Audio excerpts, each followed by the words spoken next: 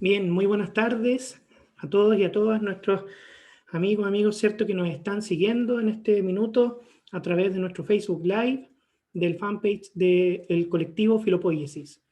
Hoy día, 21 de noviembre, nos encontramos en nuestro octavo capítulo del ciclo de conversatorios con 4 invitados e invitadas, ¿cierto? Muy especiales y también en una fecha muy importante y especial para nosotros y nosotras.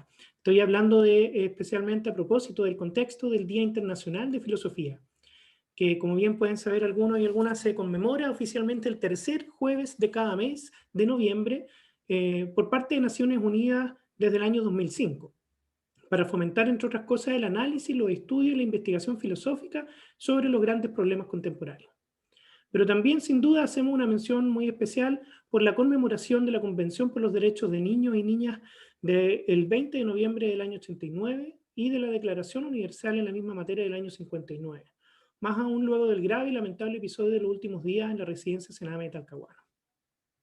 Es por ello que también el día de hoy tenemos la posibilidad de conversar entonces en torno a estos desafíos que nos da no solo la crisis de la pandemia, sino que la crisis social y especialmente el contexto que está tanto para Chile como el mundo en general. Y desde la filosofía, ver cómo podemos de una u otra forma aportar a la discusión, al análisis y a las propuestas también en torno a los distintos temas que nos convocan. Muy rápidamente pasaré, ¿cierto?, a presentar a quienes nos acompañan el día de hoy. Tenemos a Nelson Rodríguez. Él es integrante del colectivo Filopoiesis, profesor de filosofía, doctor en filosofía, mención estética y teoría del arte, y académico de la Escuela de Filosofía de la Universidad Católica Silva Enríquez y de la Escuela de Teatro de la Universidad Academia Humanismo Cristiano. Así que muchas gracias, Nelson, por aceptar la invitación. También nos acompaña el día de hoy Rosario Olivares, quien es feminista, profesora de filosofía, doctora en estudios americanos, académica del Departamento de Filosofía de la Universidad Alberto Hurtado, con investigación y docencia en educación no sexista, educación sexual integral, filosofía de la educación y filosofía feminista. Muchas gracias, Ro, por aceptar esta invitación. También nos acompaña quien ya ha estado con nosotros anteriormente, Rodrigo Pulgar, doctor en filosofía, director del Departamento de Filosofía en la Universidad de Concepción y presidente de la Asociación Chilena de Filosofía. Muchas gracias, Rodrigo. Y por último, ¿cierto?, saludamos y presentamos a Sara Oportus, quien es escritora y licenciada en filosofía y actualmente estudia el doctorado en filosofía de la Universidad de Buenos Aires. También pertenece a la red de profesores y profesoras de filosofía de Chile, ReProfit. Sara, muchas gracias también por aceptar esta invitación y es entonces como vamos a comenzar con una primera pregunta, que es una pregunta abierta, ¿cierto?, para ustedes y que puedan entonces comentarla en un par de minutos y así abrir de una u otra forma la conversación. ¿Cuál es la importancia, cierto, que creen ustedes que tiene y debiese tener la filosofía, especialmente en la educación escolar y universitaria? Les recuerdo que hoy día el tema de esta conversación es filosofía, estética y pedagogía. Por lo tanto, ahí, ¿cómo vinculan la importancia de la filosofía en la educación escolar y universitaria?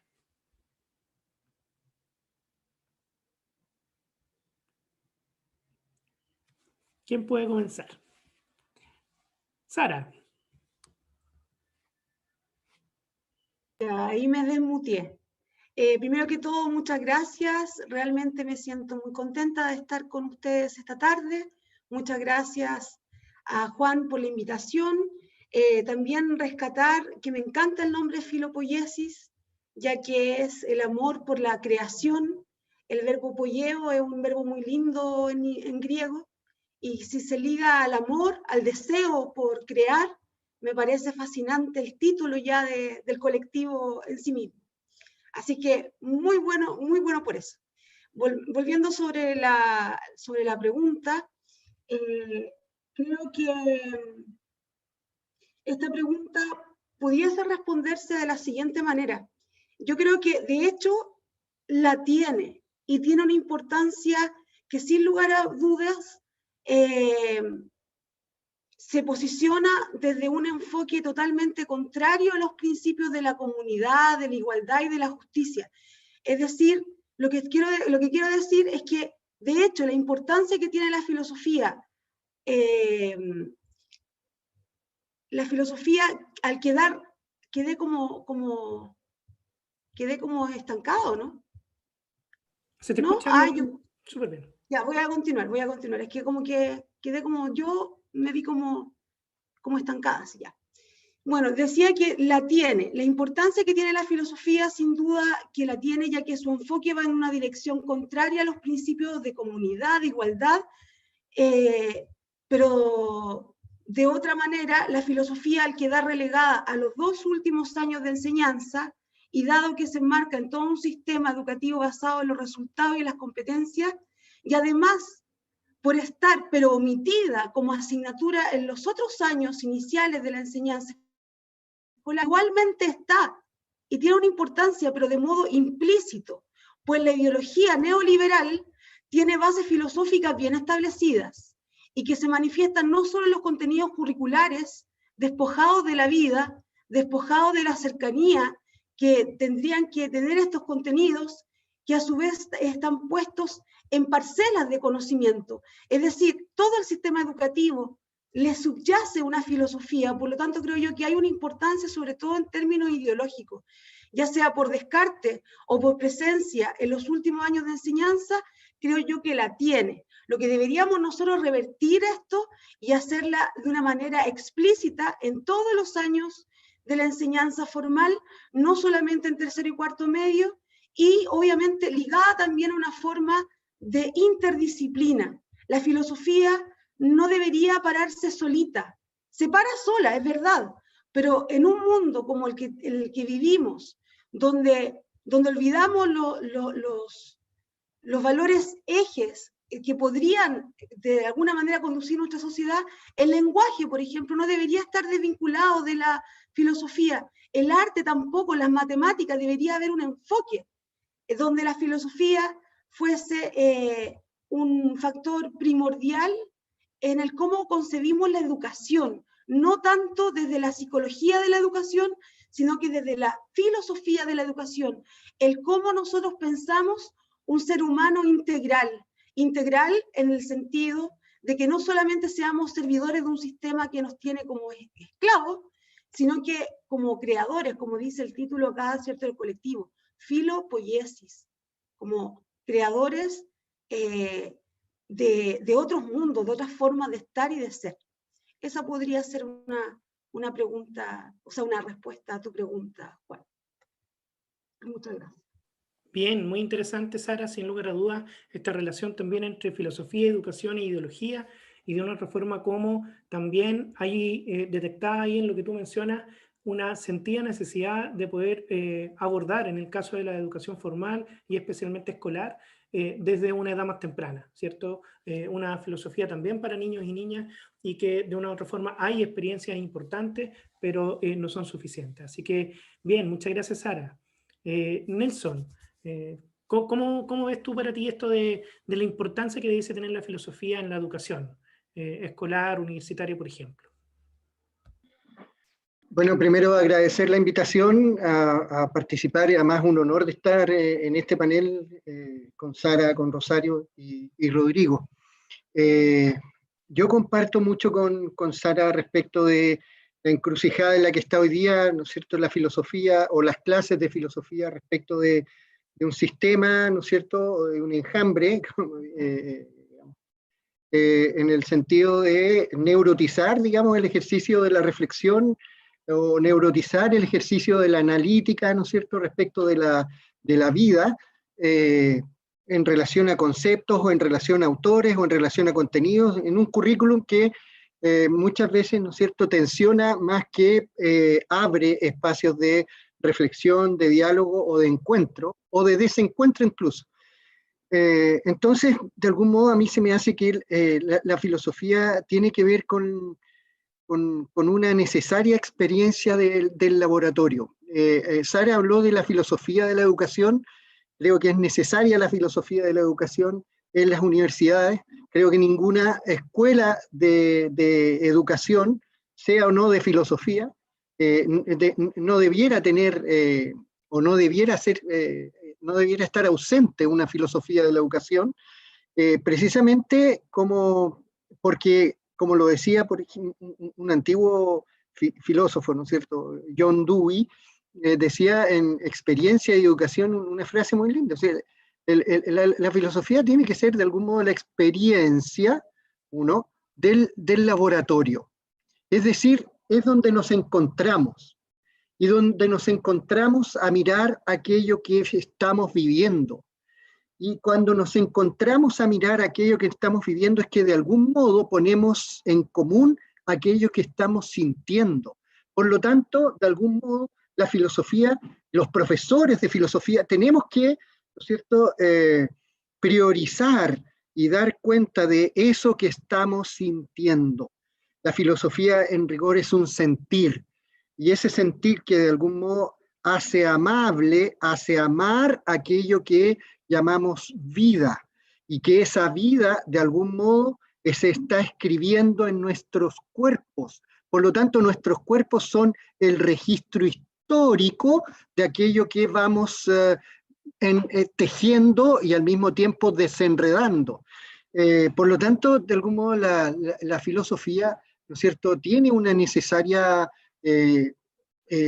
impronta y hoy día también una exigencia, sobre todo, ¿no es cierto?, en esta posibilidad de reunir, ¿no es cierto?, a las personas para poder sentir, de algún modo comunicarnos en el sentir, para advertir que no existe un solo horizonte, que son múltiples, que no existe solo una idea, que son muchas, que no existe solo una historia, que pueden ser demasiadas. Por ahí creo que podría ir apuntando la respuesta o la reflexión. Gracias, Nelson. Sin duda que abres también ahí dimensiones que vamos a abordar más ratito, pero me quedo con esta idea de la experiencia y el sentir, ¿cierto? Cómo desde ahí también la filosofía tiene no solo algo que decir, sino que se le dice a la filosofía desde la experiencia y el sentir también. O sea, ahí yo creo que tiene mucho que recuperar. Incluso puede entenderse como parte de a lo mejor un pendiente hoy en día, en alguna medida. Así que muchas gracias, Nelson, por esa idea. Vamos con Rodrigo en esta primera pregunta, ¿cierto? La importancia de la filosofía en la educación escolar y universitaria.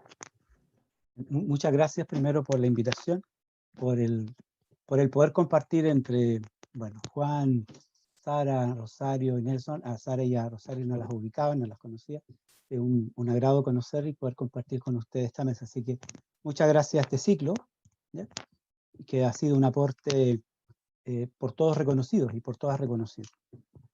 La pregunta en el fondo es una pregunta que curiosamente no es tan simple, porque en el fondo nos remite al origen mismo del por qué nosotros estudiamos filosofía. ¿Qué nos llevó a estudiar filosofía? Y eso es lo primero que a mí me resulta. Porque para poder responder, necesito saber en qué posición yo me encontraba cuando empecé a estudiar filosofía. ¿Y por qué estudié filosofía? Ese es un aspecto que a veces lo olvidamos, y en el fondo ya es necesario volver a aquello, porque como muy bien dice Marcel, digamos, hay que mantener siempre el espíritu del converso, digamos, nunca pensar que está todo cerrado, sino que estamos abriendo esta cuestión, ¿ya?, que es una condición para el ejercicio mismo de la filosofía. Ese es un aspecto. Lo otro es, y yo diría que en términos muy simples, porque yo comparto plenamente lo de Sara, plenamente lo de Nelson, y quiero solamente aportar dos ideas que podrían ayudar. Una, para mantener activo el asombro como punto de arranque de su propia humanización. ¿Ya? Si nosotros olvidamos que eso es lo que lleva a que la persona haga el ejercicio de pensar la realidad, contemplar la realidad, meditar la realidad, crear sobre la realidad y crearse a sí mismo, significa que tenemos que tener muy presente el principio activo del asombro. Es decir, la pregunta no está resuelta. La pregunta en el fondo tiene que movernos a seguir insistiendo en encontrar un punto de fondo para empezar a develar, digamos, lo que es la verdad de las cosas. Porque eso es lo que en el fondo lleva a la humanización, ya a la humanidad misma, a la creación de la humanidad. Sin eso no hay. Lo otro es algo que dijo Nelson, y que en el fondo yo tengo la sensación que en el fondo es lo que permite al mismo tiempo mantener el asombro, como la necesidad de estudiar filosofía, porque es la disciplina que canaliza aquella cuestión. Que es que yo no sé si alguna vez no ha estado en una encrucijada la filosofía. Y yo creo que extrañamente eso nos alimenta, porque nos obliga a tener que mantener activo, digamos, la pasión por intentar encontrar una respuesta. Si no nos encontramos ante una encrucijada, es decir, un cruce de caminos, la cosa se resuelve muy fácil, pero no lo tenemos así. En situaciones como la que estamos viviendo hoy día, en donde la discusión sobre los marcos constitucionales, los nuevos contenidos doctrinales, de principios, etcétera, de lo que va a ser nuestro nuevo pacto social, ¿no? La encrucijada es una cuestión ahí que está. Y tenemos nosotros como personas que trabajamos en filosofía, disciplinariamente en la línea de filosofía, descubrir aquella cuestión reconociendo un valor a la formación filosófica como tal, ¿ya? Es decir, reconocer que tiene una carga axiológica en la formación de la sociedad, en la formación de cada uno de nosotros. Y eso para mí es fundamental. Y en ese contexto, cuando en la enseñanza de la filosofía, estudiar filosofía, en el fondo canaliza y conduce la posibilidad de respuesta al asombro, de abrir otros universos de mundo, como dice muy bien Sara, a seguir creando, ya, yo creo que estudiar filosofía alimenta la posibilidad de crear también en la tolerancia. O sea, la filosofía nos ayuda a superar la intolerancia. Nos ayuda a descubrir que en el otro se encuentra una posibilidad de respuesta tan válida como la mía. Más allá, digamos, que estemos las antípodas probablemente, pero él entiende una realidad de esa manera. Entonces, la idea es que si lo encuentro que esté equivocado, yo ser capaz de argumentar a favor de mi propia perspectiva, ¿no? Pero al mismo tiempo también ser capaz de dialogar con aquel. Y el estudio de la filosofía ayuda a eso, a crear, digamos, un espacio un poco mucho más humano, mucho más tolerante, etc. Y lo último, a propósito de condiciones, cuando Enrique Molina funda la Universidad de Concepción junto con otros, que en el fondo él simplemente es encargado de conducir el proceso, dice lo siguiente: no hay universidad, solamente se puede hablar de universidad si existe enseñanza de la matemática y ciencia de la filosofía. No hay una universidad, no hay una instancia educativa si el hecho de lo filosófico queda fuera, porque eso le da la consistencia, la mirada un poco más horizontal y transversal a las distintas perspectivas que están ocurriendo, sucediendo en un espacio educativo. Eso es por ahora, digamos. Bien, muchas gracias. Gracias a ti también, Rodrigo. Y de todas maneras, nos lleva, ¿cierto?, a algo que muchas veces olvidamos, que es justamente esa propia motivación, ¿cierto?, o esos inicios en los cuales en algún minuto nos hicimos también la pregunta del por qué, para qué la filosofía. Porque finalmente en un sistema en el cual estamos, ¿cierto?, insertos hace ya muchos años, cuando uno decide estudiar disciplinarmente algo, en términos técnicos o incluso profesionales, siempre está esa pregunta del para qué.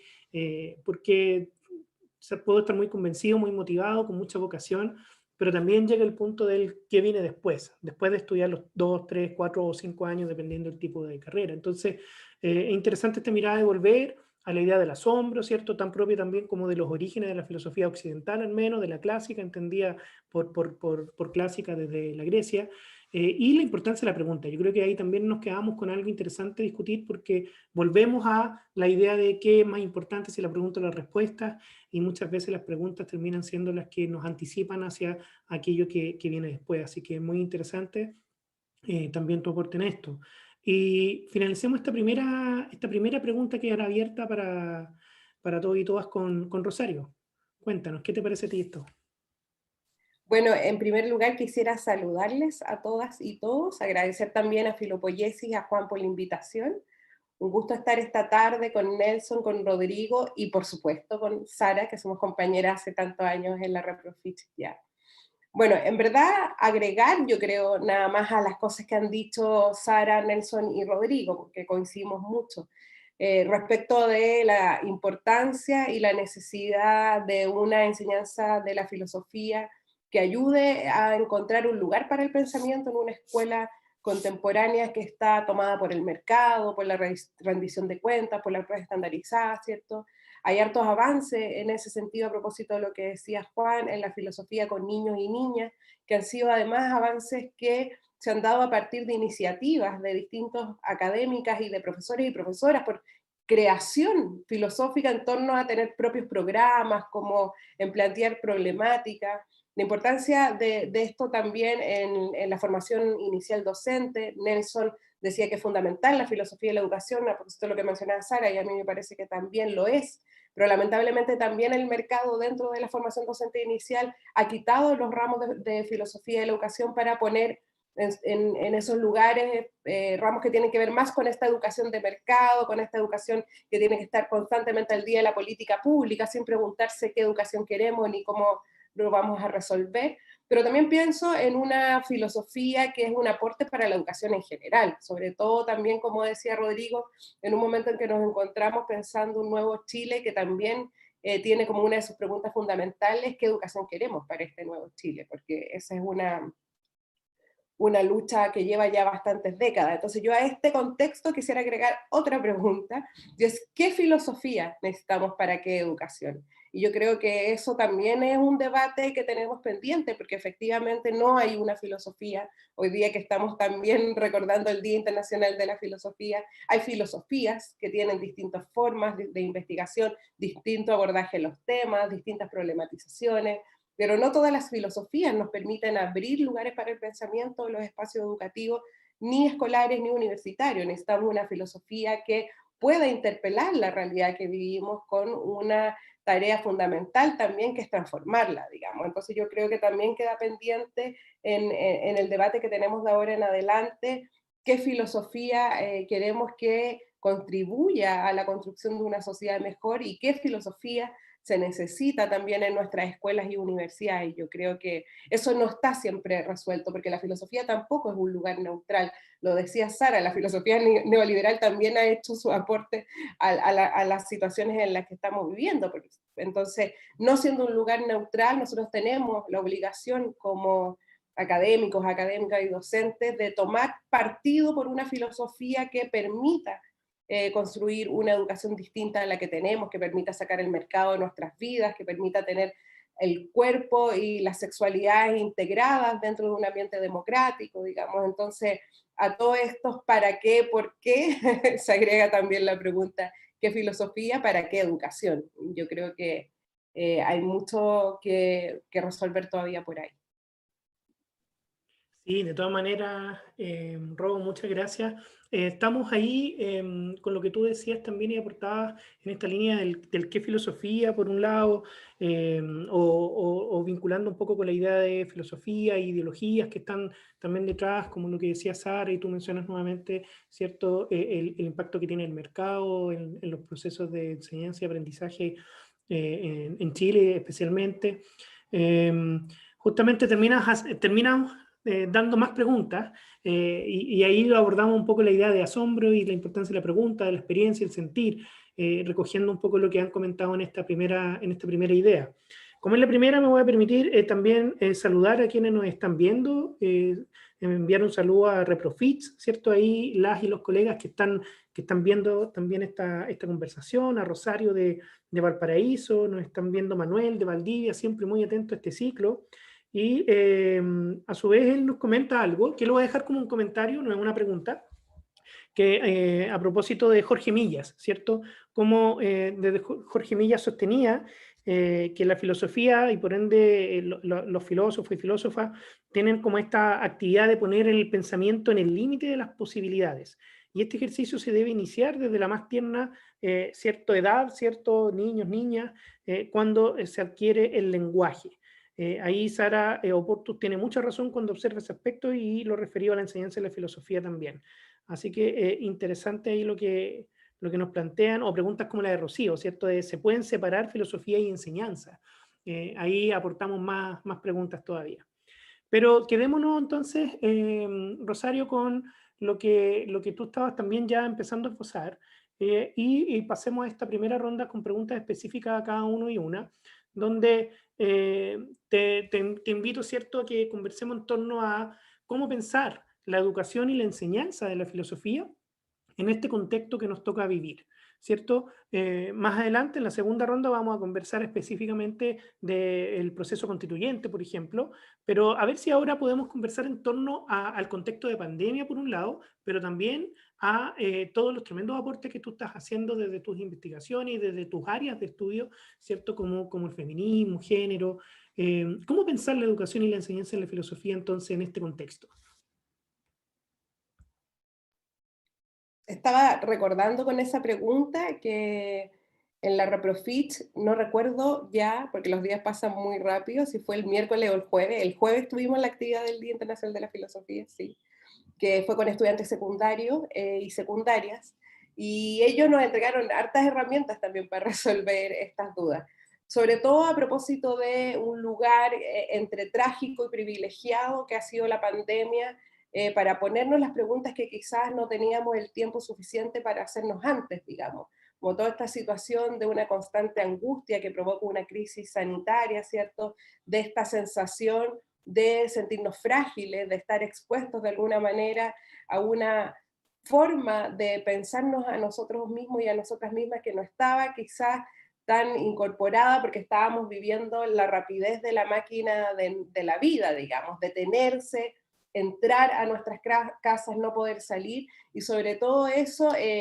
junto a un contexto donde habíamos logrado volver a las calles, volver a lo público, y de repente de un momento a otro tenemos que volver a nuestro mundo privado y también convivir con nuestros miedos, con nuestra incertidumbre. Entonces yo diría que la filosofía, de alguna manera, en todo este tiempo ha estado súper presente, lo están también debates como este, en la Reprofit hemos tenido un montón de actividades también que quizás nunca pensamos tener ni en la manera sostenida que las tenemos, ni en la cantidad, ni al público al que llegamos, digamos. Ha habido un interés en la pandemia también por acercarse a estas reflexiones. Y creo que en ese sentido la filosofía y su enseñanza han aportado un montón también. Habían un montón de preguntas respecto de la educación que teníamos las y los profesores durante este tiempo que estaban sin resolver o que incluso no nos habíamos preguntado nunca, digamos, como qué pasaba, qué era eso de presencialidad, qué implica la virtualidad, la no presencialidad como concepto, qué perdemos cuando no tenemos la escuela, el contacto, ¿cierto? Los abrazos, los gestos, las miradas, que es distinto estar aquí en esta pantalla que estar en la vida como anterior que teníamos, donde nos veíamos y podíamos hacer otras cosas. Entonces yo creo que en este contexto de incertidumbre se da un espacio privilegiado para pensar respecto a la educación y a la vida que queremos, y en eso me imagino, y estoy segura por esta experiencia que tuvimos también el jueves en la Reprofit, que cada uno de los profesores y profesoras de filosofía en los distintos ámbitos donde se desenvuelve está ocupando este espacio de clase virtual para que se transforme en un lugar para el pensamiento, para que los estudiantes y las estudiantes puedan hacer esas preguntas, para que pueda haber espacio también a cuestiones que quizás a veces teníamos afuera de la sala de clase. No era solo pasar materias, ¿cierto?, cumplir con resultados, sino que también preguntarnos por aquello que nos estaba volviendo frágiles, hablar de la muerte, de lo que sucedía, de cuestiones que están, yo me imagino, por mucho tiempo relegadas de lo educativo por no considerarse educativo, sino porque en el fondo entraba dentro de cuestiones que tenían que ver más con la intimidad de las personas o incluso con una discusión respecto a la pedagogía y que vamos a entender por el quehacer docente en la medida en que cuáles van a ser las temáticas que nosotros vamos a permitir integrar a nuestra sala de clase. Entonces, en este contexto han pasado muchas cosas, hemos visto hambre, ¿cierto?, organización popular, hemos visto unas altas cifras de violencia hacia las mujeres y disidencias sexuales, producto de este mismo encierro. Ayer falleció una profesora en San Felipe, Sandra Pizarro, que se investiga que sufrió una brutal golpiza de su expareja. Ella estuvo 3 días incomunicada, nadie sabía de ella ni por redes sociales ni por WhatsApp. Ya había denunciado 3 veces a su agresor antes de que la encontraran en riesgo vital, digamos, y esas cuestiones pasan precisamente porque al volvernos al interior de nuestros hogares ya no tenemos ni las redes de apoyo ni las posibilidades de salir a buscar otras formas de vida, digamos. Entonces ha sido un contexto súper, súper complejo. Y es interesante ver cómo la filosofía también ha tomado un lugar en esta discusión desde los comienzos, cuando empieza como todo este debate muy de los filósofos pop, digamos, de empezar a preguntarse qué estaba pasando con la pandemia, con la crisis, con hartos conceptos que subyacen ahí, pero creo que también esto ha sido un cierto catalizador para pensar un futuro distinto, para pensar dinámicas distintas también sobre la enseñanza, y ahí también se une un poco esta pregunta que yo hacía al comienzo, cuando nosotras y nosotros los que nos dedicamos también a la enseñanza de la filosofía dentro de nuestra labor académica, en mi caso formando profesores y profesoras de filosofía, es que la pregunta por la enseñanza de la filosofía también es la pregunta por qué filosofía queremos, digamos. El tema, la ligación filosofía y educación ha sido altamente abandonada por la academia durante todo este tiempo, y es impresionante darnos cuenta que cada vez que la filosofía ha estado en riesgo, este año en España se perdió la enseñanza en la ética, nosotros en la Reprofich hemos estado ya 2 reformas educativas tratando de que no saquen la filosofía, entonces pareciera que algo que nosotros pensamos que está muy bien que esté, porque tiene un lugar casi ganado dentro del mundo educativo, pareciera que siempre está en duda este espacio para el pensamiento, no un espacio que tengamos garantizado, y eso pasa mucho también por cómo se va a entender la filosofía y que, en palabras del mercado, qué utilidad tiene para los tiempos que vivimos. Y la filosofía no tiene una utilidad en términos del mercado, no sirve para algo que me va a permitir resultados estandarizados o ese tipo de cosas. La filosofía precisamente irrumpe en el espacio educativo en estos momentos de incertidumbre, ¿cierto? En estos momentos de generar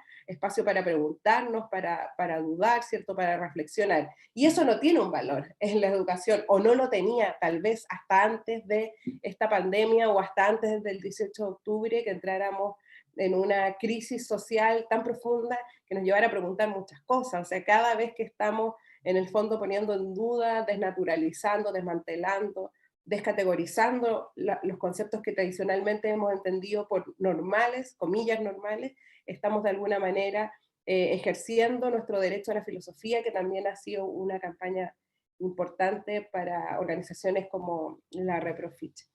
Y ahí, ocupando los últimos minutitos que quedan, pensaba que uno, si se remonta de hecho a los inicios de la filosofía, desde la filosofía griega, ya los filósofos se estaban preguntando por la transmisión. El ejercicio filosófico no es un ejercicio individual, ¿cierto? No es un ejercicio privado, es un ejercicio público, un ejercicio que no puede ser sin el otro y la otra. Por lo tanto, eso que tiene de comunitario el ejercicio filosófico es algo que yo creo que hemos aprendido a recuperar mucho más que antes. A nosotras teníamos una actividad súper linda en la Reprofich, que estuvimos hartas veces con la Sara, que era filosofía en la calle, que lo hacíamos en Londres 38, invitábamos a distintos filósofos a exponer, y se da una dinámica súper linda, porque no era solo la gente que iba a la actividad, sino era la gente que pasaba, que iba transitando, que se detenía, tomaba ese momento y se disponía a escuchar la filosofía y a intervenir en esto que estaba pasando. Entonces yo creo que retomar esa fundamental función de la filosofía como un espacio democrático, como un espacio público, un espacio de encuentro, que nos da la posibilidad, nos decían el otro día los estudiantes secundarios con una sabiduría impresionante. O sea, a mí la filosofía, decían, me ha servido no solo para saber qué pienso, sino también para cambiar de opinión cuando he estado equivocado, porque a través del diálogo, que es otra cosa fundamental del ejercicio filosófico, nos damos cuenta también de las distintas formas que hay de ver el mundo y cómo lo podemos reflexionar. Entonces yo creo que hay mucho que entrega la enseñanza de la filosofía y que hoy día puede ser un aporte para el mundo en que nos encontramos cuando se inicia este proceso constituyente. Bueno, eso viene en las otras preguntas, pero se dan los cabildos, todas estas instancias colectivas que nos vamos a preguntar desde un concepto de Estado hasta la dinámica de los derechos sociales. Entonces, me parece que la enseñanza de filosofía es importantísima, no solo en tiempos de pandemia, sino en lo que nos viene por delante, en tanto se transforma en un lugar de reflexión, de interpelación y de encuentro con el otro. Pero por sobre todo diría esto último, y creo que estos espacios aportan mucho en ese sentido, y hemos de alguna manera empezado a conectarnos en ese ejercicio filosófico más colectivo, que no es el típico ejercicio nuestro, ¿cierto? Hacemos un congreso, leemos nuestro paper, lo comentamos entre nosotros, sino también este ejercicio más libre que ha sido este tipo de conversatorio. Entonces creo que ahí hay muchas cosas que van a ser lecciones importantes para lo que viene en adelante, post pandemia, cuando esto se termine, porque todavía no lo sabemos.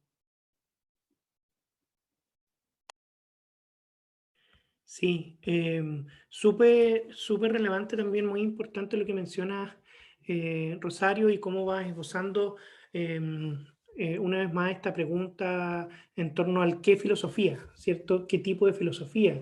¿Qué es lo que se nos viene después? De algún modo, todos y todas sabemos, creo que la educación en general ya no puede seguir siendo la misma. De una u otra forma, sabemos que en el siglo XXI estamos educando como en el siglo XIX. Y si es que no antes. Entonces, también este encierro, de una u otra forma tan prolongado, nos ha invitado a desestructurar esas bases.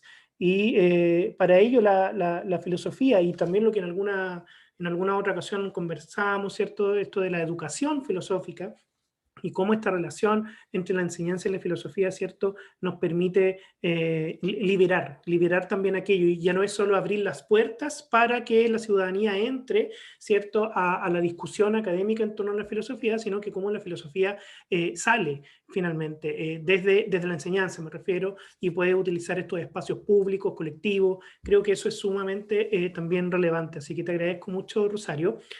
Solo para recordar a quienes se vienen conectando nomás que, por ejemplo, hay un par de saludos que doy a México con Sofi, con Artemio, que nos siguen, y cómo ahí qué tipo de filosofía se necesita para guiar a las futuras generaciones, o cómo arranquen estos ambientes. Ahí nos comentan desde allá, entendiendo la filosofía como base para el conocimiento o la enseñanza-aprendizaje. Vamos a ir ahora en una ronda de preguntas individuales, ¿cierto? Por lo tanto, ahora vamos a cambiar un poco este foco, lo que no quita de que Sara, Rodrigo, ¿cierto? Nelson o Rosario puedan ir también comentando las anteriores presentaciones. Entonces, vamos con Sara Oportus ahora. Y una pregunta que también se posó quizás con la idea que plantea Nelson de esto de la experiencia, el sentir, y esta visión más estética que también nos convoca hoy día. Y te hago la siguiente pregunta, Sara.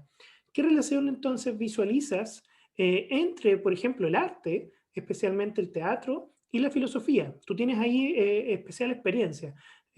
¿Cómo podemos encontrar algunas recomendaciones, ¿cierto? También para esta qué filosofía, el tipo de filosofía que nos vamos a encontrar, ojalá prontamente. ¿Qué relación visualizas entre el arte y la filosofía? ¿Y qué recomendaciones puedes dar a la educación formal en ese contexto? Bueno, yo creo que todavía no estoy en pie de dar ninguna recomendación, pero sí conversar con ustedes y que de estas cuatro paredes imaginarias no salga de aquí, me parecería como bien, pero todavía no estoy yo preparada como para dar recomendaciones porque no gozo de la expertise que justamente es una de las críticas que tenemos como Reprofich, yo creo que Rosario comparte, que finalmente todo lo educacional, todo lo de salud, todo lo de vivienda está en manos de los expertos. Bueno, ese es otro tema, porque me estás preguntando sobre la relación entre el arte y particularmente el teatro y la filosofía. La primera observación que podría hacer respecto a esto es que al menos mi formación en la universidad estuvo dada por una escisión entre cuerpo y alma, o mente, o razón, como quiera llamarse. Hay un desprecio, sobre todo en la tradición del idealismo alemán, por el cuerpo, y la razón pareciera ser que el conocimiento verdadero lo da la razón. La razón es la portadora de esta adecuación entre el intelecto y la cosa, ligándolo, por ejemplo, a la tradición de lo que es la verdad, ¿cierto? Para Aristóteles o para Santo Tomás, adequatio intellectos et rei, y este tipo de cosas tú lo podías aprender, pero a partir de la cabeza, no del cuerpo, porque el cuerpo es lo despreciable, es la cárcel del alma, es lo que se nos va muriendo día a día, es lo contingente, es aquello que no permanece y aquello que va directamente a la tumba, ¿cierto? Entonces, bajo esa premisa, bajo esa lógica, en lo que a mí respecta, como decía Rodrigo, uno también se tiene que valer de la experiencia que ha tenido como estudiante y por qué estudiamos lo que estudiamos. bajo esa premisa donde la razón se alza como la gran portadora de la verdad, el cuerpo ha quedado absolutamente descolocado, aunque obviamente no debemos desconocer todo lo que se ha hecho en Francia con la filosofía contemporánea, ¿cierto? Tenemos a Blanchot, Bergson, muchos autores que se han dedicado a estudiar el cuerpo, pero esto no ha traspasado. Nosotros tenemos un sistema educativo que está como todavía mirando como el siglo XIX y la modernidad y la separación entre las facultades. Entonces, por eso yo de entrada, en la primera pregunta, hablaba de estas parcelas de conocimiento, donde la matemática no tiene nada que ver con la historia, y la historia no tiene nada que ver con la filosofía, etc. A mí me sorprendió de una manera un poco negativa, una vez estando con una estudiante, no de tercero o cuarto medio, sino que de primero medio, donde ella no sabía que el átomo, que la célula tenía átomos, porque los átomos, ella veía que eran parte de, no sé, pues, de la física o de la química, pero no había hecho la conexión que nosotros estamos compuestos de átomos. Entonces a mí me llamó, bueno, ese es como un ejemplo, para dejar en claro la desconexión de nuestros estudiantes a la hora de ver cómo se relaciona un conocimiento con otro conocimiento. Bueno, en cuanto a lo que decía Nelson con respecto a que el cuerpo es un registro histórico, yo diría, junto con Grotowski, que es un teórico del teatro que a mí me gusta mucho, él dice que somos memoria. Ontológicamente respondemos a un cuerpo. Y si este cuerpo está absolutamente, así como estamos ahora los cinco, sentados por 8 horas diarias, por 12 años, obviamente que también hay una educación o una deformación de nuestro cuerpo, porque el arte, sin duda alguna, que tiene este componente de la decisión que hablaba en un inicio yo. O sea, el arte es para sensibles, para personas que hacen cosas de la guata, para personas que piensan locuras, y la filosofía no, la filosofía es una cosa de doctos que andan con el ceño fruncido, personas intelectuales, personas que no sudan, no tienen cuerpo. Porque una de las cosas que me pasó a mí cuando estudié filosofía era que mis textos eran muy poéticos, muy metafóricos. Había un yo, y ese yo fue destruido, como por todos los años que tuve que estar en la escuela de filosofía, fue destruido porque ese yo a nadie le importaba. ¿Por qué? Porque hay pretensiones cientificistas por parte de la filosofía. Entonces, al hacer un paper, yo me posiciono desde la neutralidad, o desde una presunta neutralidad, porque la razón de Hegel, para las feministas, no es la neutralidad. Es una razón patriarcal, es una razón europeizante, es una razón que no siente, que no tiene cuerpo. Y en ese sentido, creo yo que el arte y la filosofía se podrían ligar, y de hecho se han hecho trabajos, yo estoy estudiando algunos trabajos de algunos autores argentinos, también junto con Badiou, por ejemplo, de poder ligar lo que es el concepto de acontecimiento en el arte y acontecimiento en la filosofía, y cómo se pudiera hacer de alguna manera un vínculo entre la experiencia del teatro y la experiencia de la filosofía. ¿Y por qué? Porque el teatro, cuando uno va a un teatro y ve una obra, es una experiencia que a veces te despalabra. O sea, tú, por ejemplo, vas a una obra de teatro y te dicen, oye, ¿cómo estuvo la obra? No sé cómo estuvo, pero anda, porque lo que yo sentí en esa obra es como que quedé como, no sé, algo me pasó. Y en ese sentido, claro, rescatando un poco, ¿cierto?, el concepto muy común de la catarsis, algo a los estudiantes y a las estudiantes tiene que pasarle con la lectura de un poema, con una lectura de una obra de teatro, con un diálogo filosófico de Platón, con cualquier texto que apele a nuestra sensibilidad. Estamos conmoviéndonos, y al conmovernos tenemos un sentir común, y al tener un sentir común, ese sentir común es un sentir político. La estética no está desligada de una política, de cómo queremos nosotros mirarnos a los ojos. Y en ese sentido, y siendo súper práctica, si queremos cambiar la educación por las cosas que estamos hablando Rosario y en esta mesa imaginaria que tenemos acá, tendríamos que de partida cambiar la disposición escénica. Escénica digo mirando la sala de clases como un escenario en el que todos están poniendo, todos se ven la nuca, no se ven los ojos, no nos vemos nuestros cuerpos, estamos uniformados. Hay como una tradición absolutamente como, ¿cómo se llama? Cuando, homogenizante.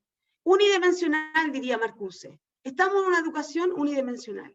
Y tenemos que buscar las 4 dimensiones, incluso la teoría de las cuerdas. Así como, no sé cuántos minutos llevo, Juan, si no puedo ir cerrando. ¿Estoy muy bien? Ya.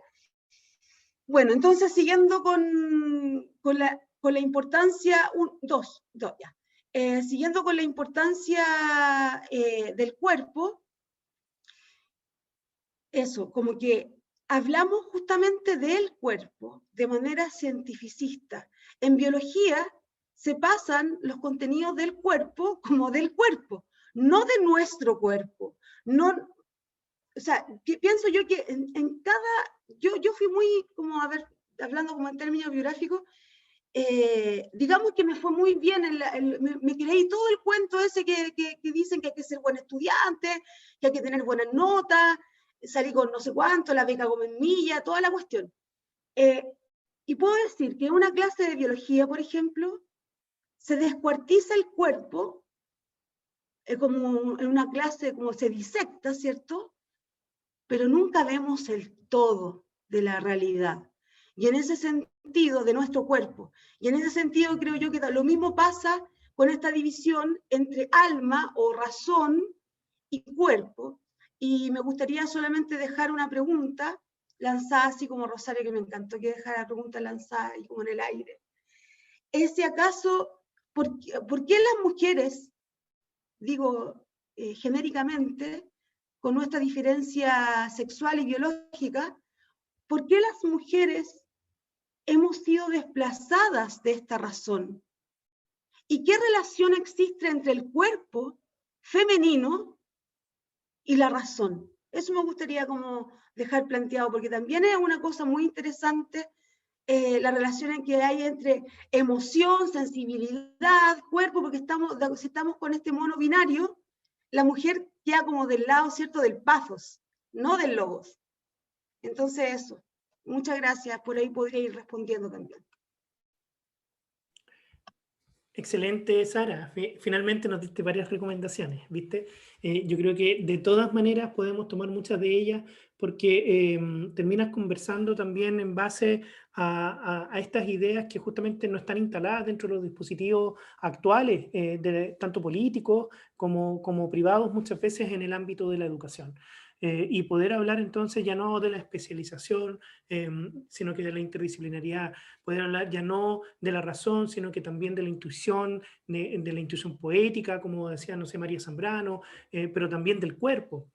Yo creo que eso es, de una u otra forma, un tremendo aporte para que en conjunto vayamos construyendo, ¿cierto?, esta hoja de ruta de lo que pudiera ser la filosofía para el siglo XXI. Porque no podemos seguir haciendo el mismo tipo de filosofía tampoco. Así como la educación está cambiando y necesita apuntar, ¿cierto?, hacia a lo mejor otros horizontes, creo que a la filosofía nos está llegando la misma invitación también. Una filosofía más colectiva, como decía Rosario. Entonces, toda esta idea que nos mencionas, además de este análisis tan potente que desarrollaste en relación a la escenografía, ¿cierto?, a esta performance, a cómo estamos todavía mirando hacia adelante en las salas de clase, viéndonos las nucas, como dijiste. En el caso que también yo estoy trabajando y desarrollando la idea de hospitalidad digital, nos hacemos la misma pregunta en la línea de la tecnologización o el uso de las tecnologías digitales para la educación, porque durante los últimos 20 años, en donde esto ha crecido potentemente, ¿cierto? Y más ahora, pero de una forma lamentablemente muy atomizada a la individualidad, como es en la pandemia, los computadores reemplazaron a los cuadernos, pero la postura era la misma. Los laboratorios de computación están finalmente todos viéndose las nucas, no podemos compartir mirándonos a los ojos, ver nuestras experiencias o hacer uso del computador de manera colectiva, salvo en los espacios donde tienen la mitad de computadores y entonces hay dos personas, hay dos compañeros o compañeras por computador, pero no por un concepto que esté detrás de transformación de la educación. Así que muy interesante lo que tú nos aportas, Sara. Y en función de lo que estamos abordando, al parecer cada vez más cercanamente la filosofía con la estética, invito a que nos vayamos, ¿cierto?, a conversar con Nelson. Y también, como comentaste ahí, la idea de poesía, aprovecho de saludar, nos están viendo, como les decía, desde México, así que un saludo, un abrazo a un amigo que anoche estuvimos conversando con él en el Instagram Live de Art Theory MX, ¿cierto?, con Francisco García, sobre filosofía y poesía, y ahí nos está también saludando. Muchas gracias por acompañarnos, y también nos ha dicho que la pandemia de alguna manera nos ha quitado la corporalidad en la relación con el otro y del aula. Desde sus quehaceres docentes, ¿podrían compartirnos qué estrategias han pensado a partir de esta contingencia? Bien, ahí tenemos una pregunta que la podemos retomar al final entonces, y también de Rocío, que nos pregunta la relación entre filosofía y feminismo. Ahí probablemente con Rosario podamos conversar también, bueno, y quien quiera hacerlo. Saludos desde Punta Arenas, nos dice Natalia. Nelson, entonces vamos contigo para la siguiente pregunta. ¿Qué nos puedes decir? Tú has estado desarrollando muy bien este último tiempo desde tus investigaciones, ¿cierto?, y estudios, el concepto de la estética cotidiana. ¿Qué nos puedes decir de la estética cotidiana y por qué integrarla en las clases de filosofía? ¿Qué nos puedes comentar al respecto? Gracias por la introducción, porque yo quisiera consentir con Sara en una experiencia que ella mencionó respecto de la escuela de filosofía o las clases de filosofía, los trabajos de filosofía, y el olvido del cuerpo respecto de la razón o de la reflexión. Claramente poniendo en tensión, ¿no es cierto?, eso que se entiende como lo razonable, ¿no es cierto?, discursivo, reflexivo, y lo corpóreo, lo corporal como lo sensitivo y de menor grado, obviamente. Lo siento muy de cerca ese comentario, Sara, porque esto no es ninguna, ¿cómo decirlo? Pero bueno, a mí mi primera tesis o de entrega de tesis doctoral fue criticada por eso mismo, porque el lenguaje era demasiado poético y se necesitaba un lenguaje técnico para una tesis doctoral. Siendo que mi investigación tenía que ver con estética cotidiana, precisamente porque justamente era poner, no poner en crisis, pero sí cuestionar un poco el desarrollo de una estética que desde la modernidad, tú hiciste y te agradezco mucho porque hiciste una síntesis muy buena, muy parejita también para poder abordar yo el tema de la estética cotidiana. La estética, digamos, sabemos, ¿no es cierto?, que dentro de la racionalidad moderna es el ejercicio, ¿no es cierto?, de búsqueda de verdad respecto de la obra de arte. Hay un olvido respecto de la aestesis griega, si se quiere, ¿no es cierto?, incluso buscando al viejo Aristóteles en la retórica, en el Tratado del Alma, e incluso en la poética, ¿no es cierto?, la aestesis tiene que ver con sensibilidad, con percepción, y no necesariamente o exclusivamente con la cuestión de la obra de arte. Obviamente sí, en la poética tiene que ver, ¿no es cierto?, con lo que hablaba Sara, ¿no es cierto?, con la escenografía, con el texto, ¿no es cierto?, de la dramaturgia, tenía que ver con el desarrollo, ¿no es cierto?, de la estructuración de los personajes, pero la aestesis yo me atrevería a decir que es mucho más profundo que eso. La aestesis tiene que ver con como lo decía, y disculpen que lo cite tanto, digamos, pero un autor que me gusta mucho, en el sentido además que de viejo, olvidado y también muchas veces no citado, precisamente que, aunque los temas que trató son muy actuales. John Dewey tiene un texto que se llama Arte y Experiencia, y él es el que pone en cuestión esta noción de aestesis exclusivamente, ¿no es cierto?, ligada al arte. Si bien es cierto, Dewey no se va a desligar nunca, digamos, de la concepción de la aestesis hacia la búsqueda del arte, pero Dewey advierte y dice, ¿cuál es la experiencia por la que un artista logra una obra?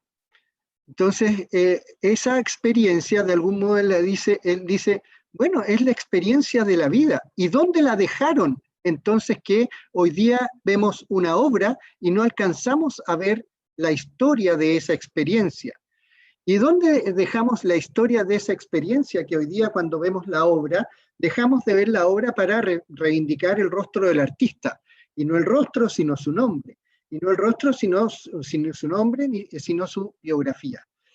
Entonces, de algún modo, toda la experiencia estética estaba volcada, ¿no es cierto?, a una conceptualización sobre la verdad de una obra. ¿Qué es lo que hay ahí? ¿Cuáles son los juegos, ¿no es cierto?, que es posible descubrir en las figuras que establece un cuadro, que establece una obra de arte, entre texto e imagen, entre texto, imagen, personaje, entre texto, imagen, personaje, iluminación, todos esos elementos que de algún modo confluyen en la conceptualización de una obra de arte.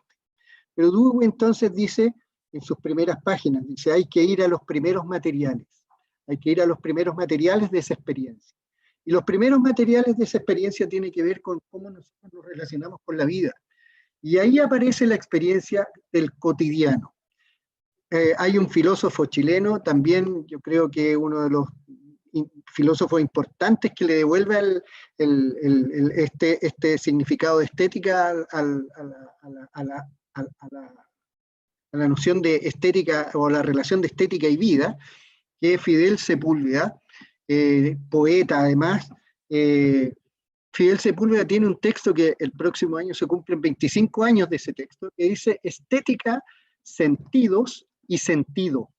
Entonces, decía que Fidel Sepúlveda decía que la estética cotidiana, es decir, el significar nuestros días, nuestras horas, lo que vivimos, incluso pone el ejemplo, el café que me tomo en la mañana, el sándwich, ¿no es cierto?, que puedo compartir, la conversación que tengo, ¿no es cierto?, en la familia o entre colegas, las miradas que se cruzan, ¿no es cierto?, en la calle, las hojas que van, ¿no es cierto?, desfilando, van rajuñando el piso cuando vamos pasando, ¿no es cierto?, a propósito de los vientos, son elementos que de algún modo pasan desapercibidos, ¿no es cierto?, de la aistesis o de la experiencia estética, precisamente porque son esos elementos que no nos enseñaron nunca a valorarlo, a mirarlo, no nos enseñaron nunca, ¿no es cierto?, a que esos elementos son parte importante en nuestro quehacer reflexivo. Reflexionamos muchas veces, ¿no es cierto?, incluso desde la experiencia estética en la obra de arte, reflexionamos más de la obra que de la vida. Y miramos tanto la obra que se nos olvida que nosotros somos los que estamos mirando la obra. Se nos olvida que nosotros somos los que estamos, ¿no es cierto?, sintiendo la obra. ¿Por qué? Nunca aprendimos a sentir la vida. Hay dos autoras, y en esto, para los que nos están escuchando, ¿no es cierto?, también tal vez puedan, les sirva el dato de leer, bueno, John Dewey, Fidel Sepúlveda. En México hay una filósofa que trabaja mucho el tema de aesthetic everyday, así lo llama ella, pero es estética cotidiana, es Katia Mandoki, ¿cierto? Y hay una japonesa también que también desarrolla el tema de la estética cotidiana, se llama Yuriko Saito, o Saito, ¿ya? Y básicamente ellas sí están en una línea mucho más crítica respecto de que hay que abandonar toda posibilidad, digamos, de seguir haciendo estética con el cuadro adelante o con las obras de arte, digamos, mediando para nuestra reflexión, sino que hay que, de algún modo, volver a nuestros sentidos, a la experiencia de la estética, ¿no es cierto?, que refiere a nuestra vida, ¿ya? Es sentir la vida. Mira que y en esto el sentir la vida significa cuestiones tan exquisitas como, por ejemplo, recordar a Gabriela Mistral. En un texto que apareció hace poco de Gabriela Mistral sobre sus escritos pedagógicos de la Universidad de Valparaíso, hay un texto que dice que ella aprendió a a discernir, dice ella, a discernir sobre lo amargo y lo dulce cuando probó un canasto de frutillas que trajo su madre, ¿no es cierto? Y lo dejó en la cocina ahí como para que se lo pudiera comer quien lo viera primero. Y cuando probó en la primera, ¿no es cierto?, fue el dulzor. Pero de repente a poco, ¿no es cierto?, ir comiendo cada una de ellas, probó hasta una que estaba amarga. Sintió en la amargura, ¿no es cierto?, el dolor, sintió en la amargura, ¿no es cierto?, el desapego, sintió en la amargura la tristeza de haber, ¿no es cierto?, saboreado eso que se entendía como amargo.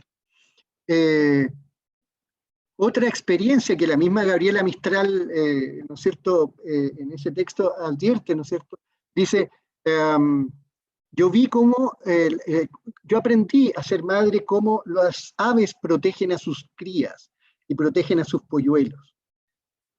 Hay un ala para protegerlos, hay un ala para protegerlos y hay manos para alimentarlo, pero siempre habrán vuelos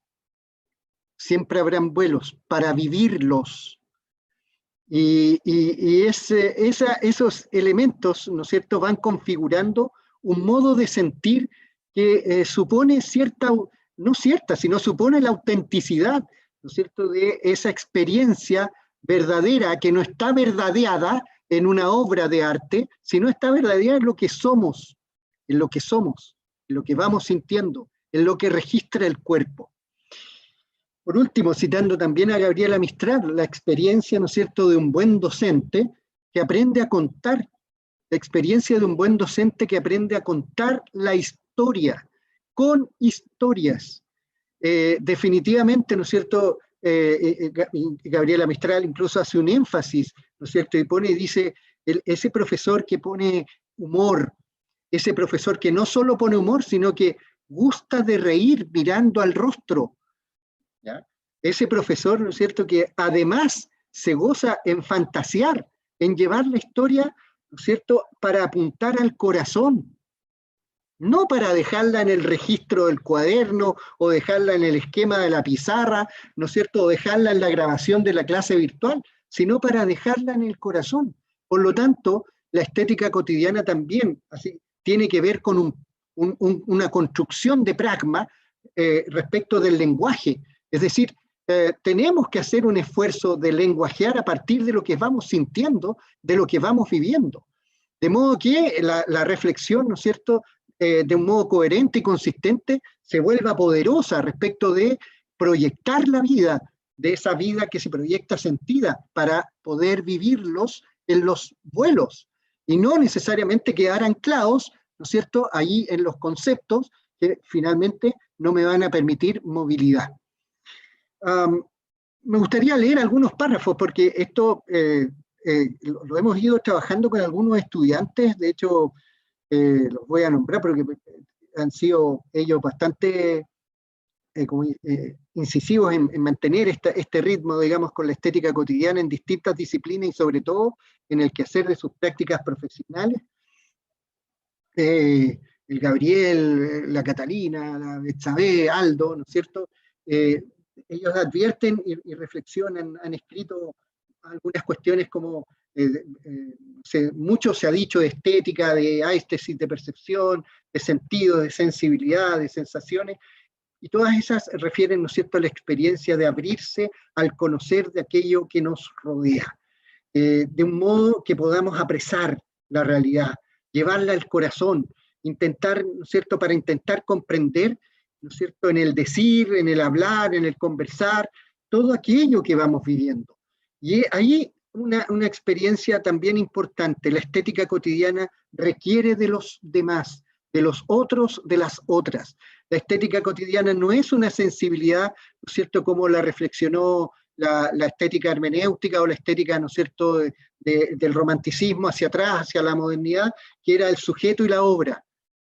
La estética cotidiana necesita de la experiencia de la comunicabilidad, es decir, porque nos hacemos todos en ese sentir. Mi historia, mi cuerpo no registra solo lo que yo voy sintiendo, sino también en el tacto de otro, en el contacto con otra o con otro. Y hacer tacto, de algún modo, significa abrir al conocernos. ¿Ya? Abrir al conocernos. Fíjate bien que en eso, a propósito, Sara hacía menciones a los conceptos en latín y en griego, digamos, también, ¿cierto?, del conocimiento y de la idea de la verdad. Fijemos que el conocimiento, lo originario del conocer, tiene que ver con lo sensible. Nada hay en el intelecto si primero no pasa por los sentidos. Nada hay en el intelecto si primero no es en los sentidos. Y de hecho, si no me equivoco, en latín la expresión, a propósito de los olvidos del cuerpo y la memorización de Santo Tomás, por ejemplo, ¿no es cierto? Tomás de Aquino decía, nihil est in intellectum sine primus fueritis insensum. Nada es en el intelecto si primero nada hay en la cabeza, si primero no está en los sentidos, no es en los sentidos. Entonces, la estética cotidiana, ¿voy bien en el tiempo o no? Un minuto. ¿Qué puedo decir?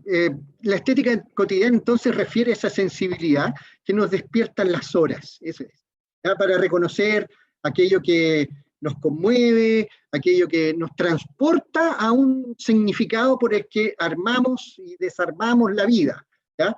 Por el que de algún modo la construimos, la destruimos una y otra vez, entre nuestras alegrías, entre nuestras lágrimas, entre nuestras utopías, nuestras distopías, pero la vamos construyendo, y la vamos construyendo de puro encantados que nos volvemos al poder recuperar la experiencia del sentir. Ya la experiencia del sentir ya no es entonces solo esa experiencia romántica de pararme a orilla de playa, ¿no es cierto?, y mirar el horizonte, sino la experiencia de mirar el horizonte y sentir el mar es más o menos la misma sensación de libertad que sentía ese niño en la película de 400 golpes de Truffaut, ¿no es cierto?, cuando llega al final de orilla de playa ahí y respira y mira hacia todos lados, ¿cierto?, porque ya nadie lo persigue, ya es él que llegó en su sentir a su propio corazón.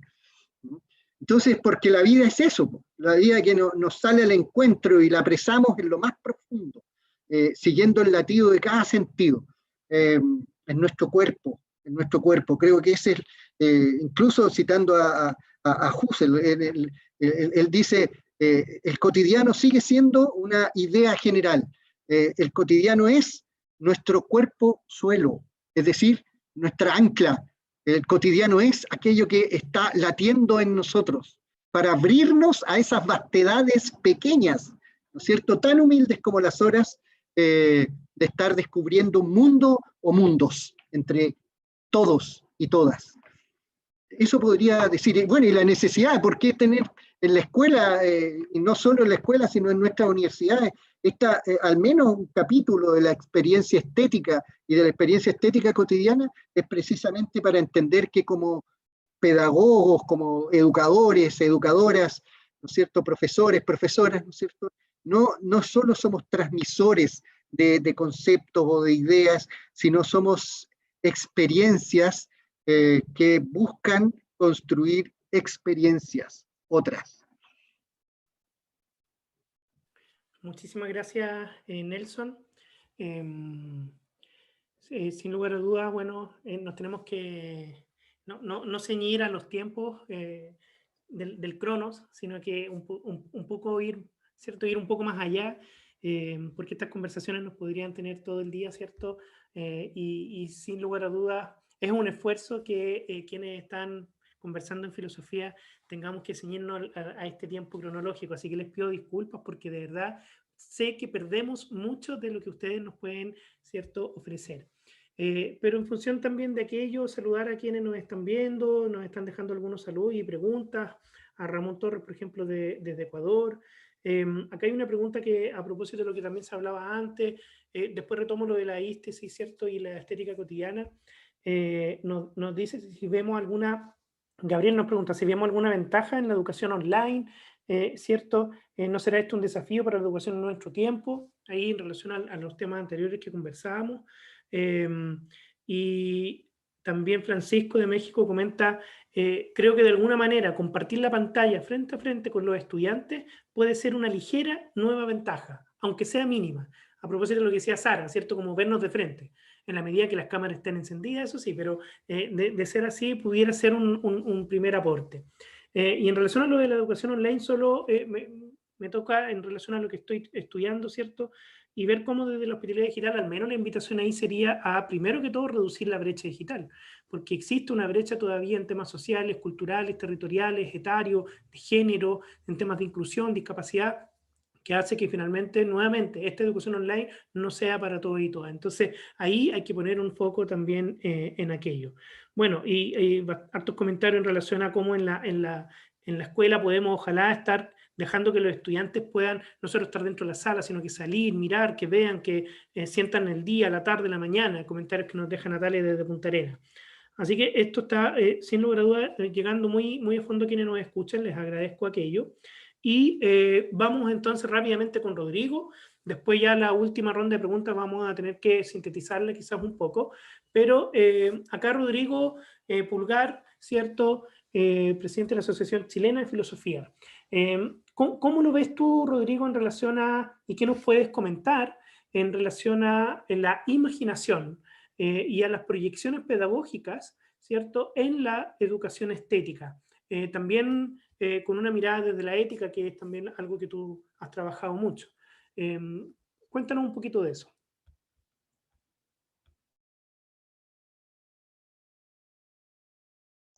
Un segundo, ahora sí estamos conectados. Yo no sé qué decir después de lo que dice Rosario, Sara y Nelson, porque en el fondo sentaron las bases de una discusión muy profunda sobre la problemática que nos convoca hoy día. Es una verdad, me hubiese gustado que Nelson hubiese ocupado mis 10 minutos para seguir profundizando. Pero como me corresponde, dice que encantado, pero como me corresponde decir algunas cosillas, diré algunas cositas. ¿Ya? Yo tengo en la memoria un texto de Martha Nussbaum sobre el amor a la sabiduría, que en el fondo, en los inicios del texto, ella declara que se encontraba frente a estudiantes de Derecho en la Universidad de Harvard y trataba de explicarle la teoría de la amistad de Aristóteles y no podía cómo, no había cómo explicarle eso porque no lo entendían, ¿no? Hasta que recurrió, digamos, a la novela. Y empezó a trabajar literatura y desde la literatura observó en el fondo que en los juegos imaginativos se encontraba una vía que le permitía abrirse hacia los estudiantes y desde un lenguaje comprensivo, mayormente comprensivo por los estudiantes, que no eran de filosofía precisamente, les permitía acceder a la comprensión de un tema complejo en la ética aristotélica como el tema de la amistad. Y lo fue desarrollando. Es un punto que a uno le resulta muy atractivo verlo desde ahí, porque en el fondo significa que nosotros mismos nos damos cuenta en el campo de la academia que la sequedad del lenguaje, a propósito de la crítica que te hicieron a tu primera versión de su tesis doctoral, Nelson, el lenguaje técnico lo que hace probablemente mutile muchas de las expresiones y eso es un riesgo. Yo siempre he contado que tuve que certificarme escribiendo un texto sobre Kant, digamos, en un artículo, porque no les parecía muy filosófico, digamos, mi modo de discutir los temas.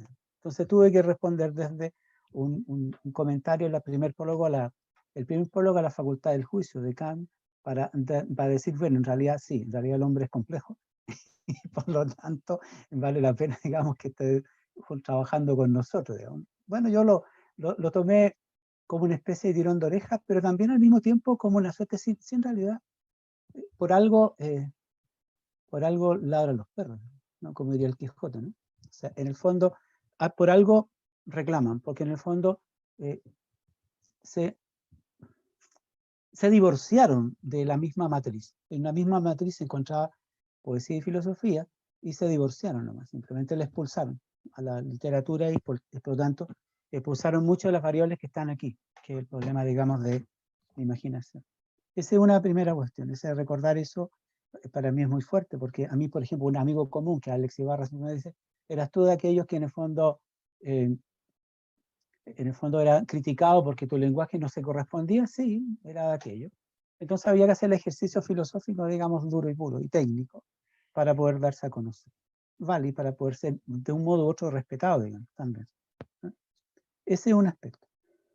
Y lo segundo es entender que la imaginación es más que la representación de algo bajo su forma de ausencia, como diría Sartre, ¿no? En su trabajo sobre lo imaginario, sino que es por sobre todo, digamos, una vía que permite la apertura a una comprensión de la realidad diferente. Quien ha hecho ejercicio, Nelson trabaja en estética, Rosario y Sara igual, saben perfectamente que la contemplación es ponerse en ese lugar, en el lugar, al interior de, y desde ese lugar poder reflexionar sobre la materia construida que está llevada ahí, digamos. El ejercicio poético por excelencia, en el fondo es imaginativo, porque uno se pone en el lugar que quiere comprender, y por lo tanto la imaginación es una vía abierta, digamos, a la verdad. Marta Nussbaum tiene razón, o sea, en el fondo, María Zambrano tiene toda la razón del mundo. Heidegger, sus trabajos de Hölderlin también tiene razón del mundo. Unamuno tiene razón. Y muchos más tienen razón. Muchos más. ¿Ya? En la cual van a mostrar, en el fondo, que la vía imaginativa es un mecanismo que nos permite la articulación de ciertas fórmulas epistemológicas, epistemes, ¿ya? Que son los puentes entre sujeto y objeto, y que en el fondo permite que el objeto no sea distante, sino que sea también propio, ¿ya? Y autorreflexionarse en el objeto por parte del sujeto. Entonces la imaginación expresa de un modo u otro inmediatamente algo que es esencial, que son las posibilidades de la libertad. La imaginación es una posibilidad de la libertad. Mirando del adolescente, que es un poco el tema que nos interesa, desde la imaginación puede reflexionar gracias a su conducta imaginaria, porque se desplaza, crea, ¿no? Y pone ese punto creado imaginativamente como punto de contraste y le permite reflexionarse.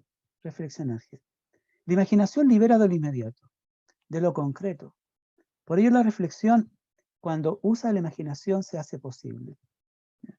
En la dialéctica imaginación-reflexión, la persona proyecta lo porvenir. Ahí tenemos lo que son las obras proféticas, de anticipación, incluso aquellas que nos acusan de los riesgos, ¿no? Las obras distópicas, ¿ya? Que nos acusan de los riesgos. Que no solo construyen obras, la imaginación no necesariamente construye un mundo de orden ideal, pero la gracia es que construido, ese nos sirve para leer desde ese mundo construido imaginativamente nuestra propia realidad y descubrir en el fondo que es más distópica de lo que pensamos. Entonces, la imaginación nos libera de aquello. Y ese es el valor, por ejemplo, de una obra como la de Tomás Moro, Utopía, ¿sí? Que corresponde a una estructura mecánica, matemática, perfecta, digamos, pero sin embargo es una advertencia. Es una advertencia. ¿Ya? Y ese es un aspecto que nos permite decir esto, ¿no? La imaginación permite liberarnos, incluso más, de nuestro propio juego. Y cuando la imaginación nos libera del juego, porque imagina situaciones que son de la más agradable, la persona prepara la superación de su comportamiento. La persona se mejora, encuentra una pista. Y ahí es cuando la imaginación interviene en el campo, no estético, sino en el campo ético. ¿No? El campo ético. ¿Hay un descubrimiento de las ventajas de la imaginación por parte de la adolescencia? Sí lo hay.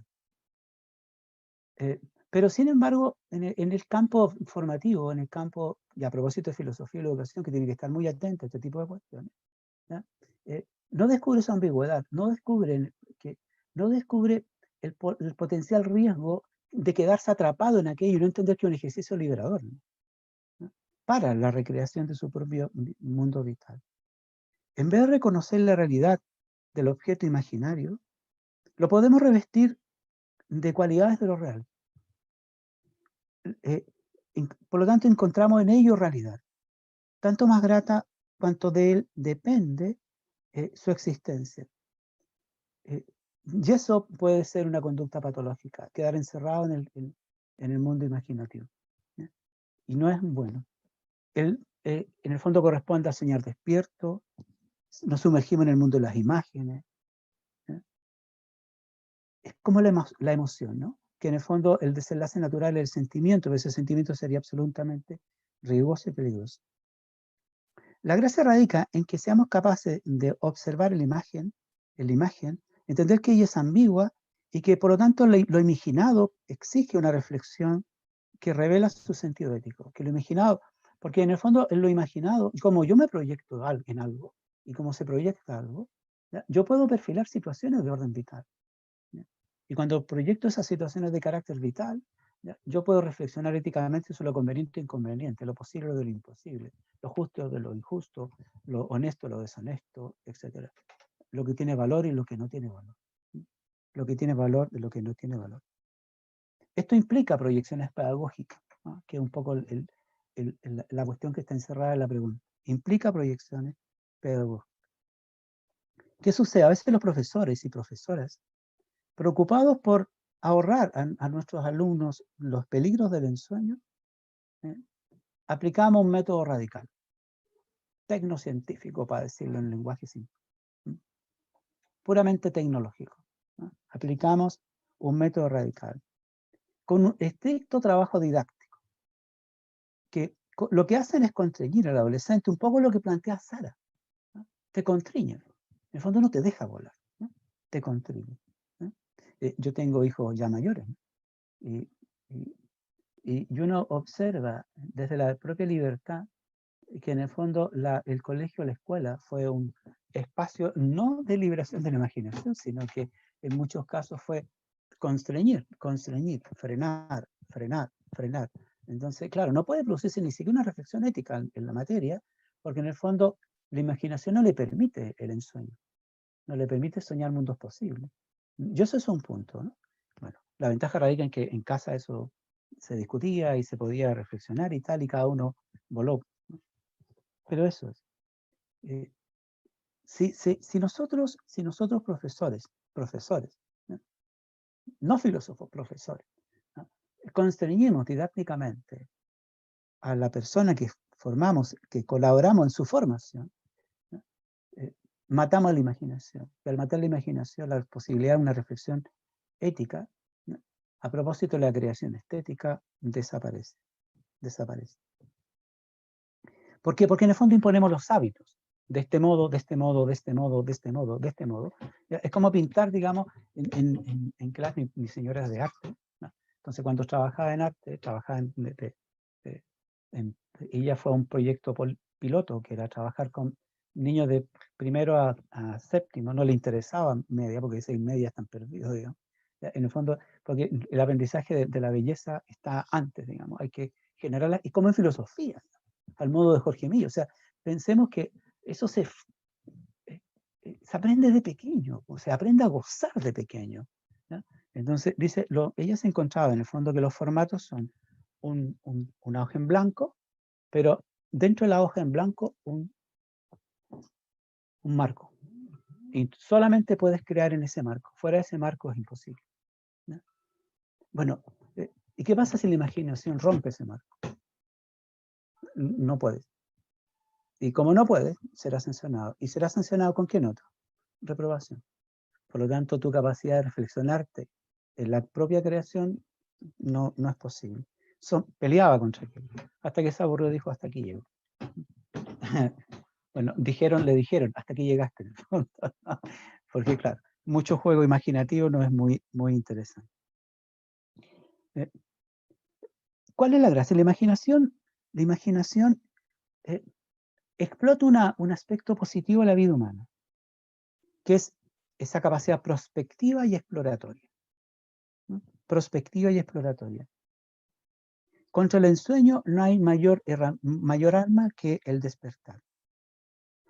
La gracia radica en que en lo prospectivo y exploratorio se despierta del ensueño y se proyecta una realidad concreta a construir, a hacerme cargo de aquello, ¿no? Como hacerme cargo de aquello. Y ahí la filosofía interviene, porque en el fondo significa que la filosofía lo conduce a que se persuada a sí mismo desde la reflexión que es posible la creación, una proyección, ¿no? Que es posible una creación. La conciencia, bajo este punto de vista, tiene que dejar de creer en la realidad de la imagen para reconocer su realidad existencial, pero sin embargo, usar la imaginación para proyectar, pero no quedarse en la imagen, sino que en el modelo posible de construir. La imagen es un objeto, existe, pero real. Lo cual le implica a la persona al profesor, a profesora, el tener que mostrar al adolescente, a la persona con la cual colaboramos en su formación, que la imaginación no indica sino simplemente lo siguiente: libertad. Y esa variable es esencial, porque la ética se construye desde esa doble función, desde esa doble condición, ¿no? Conciencia y libertad. Conciencia y libertad. 2 minutos. Yo pensé que recién había empezado, ¿no? No basta negar lo real para alcanzar la libertad a través de lo real.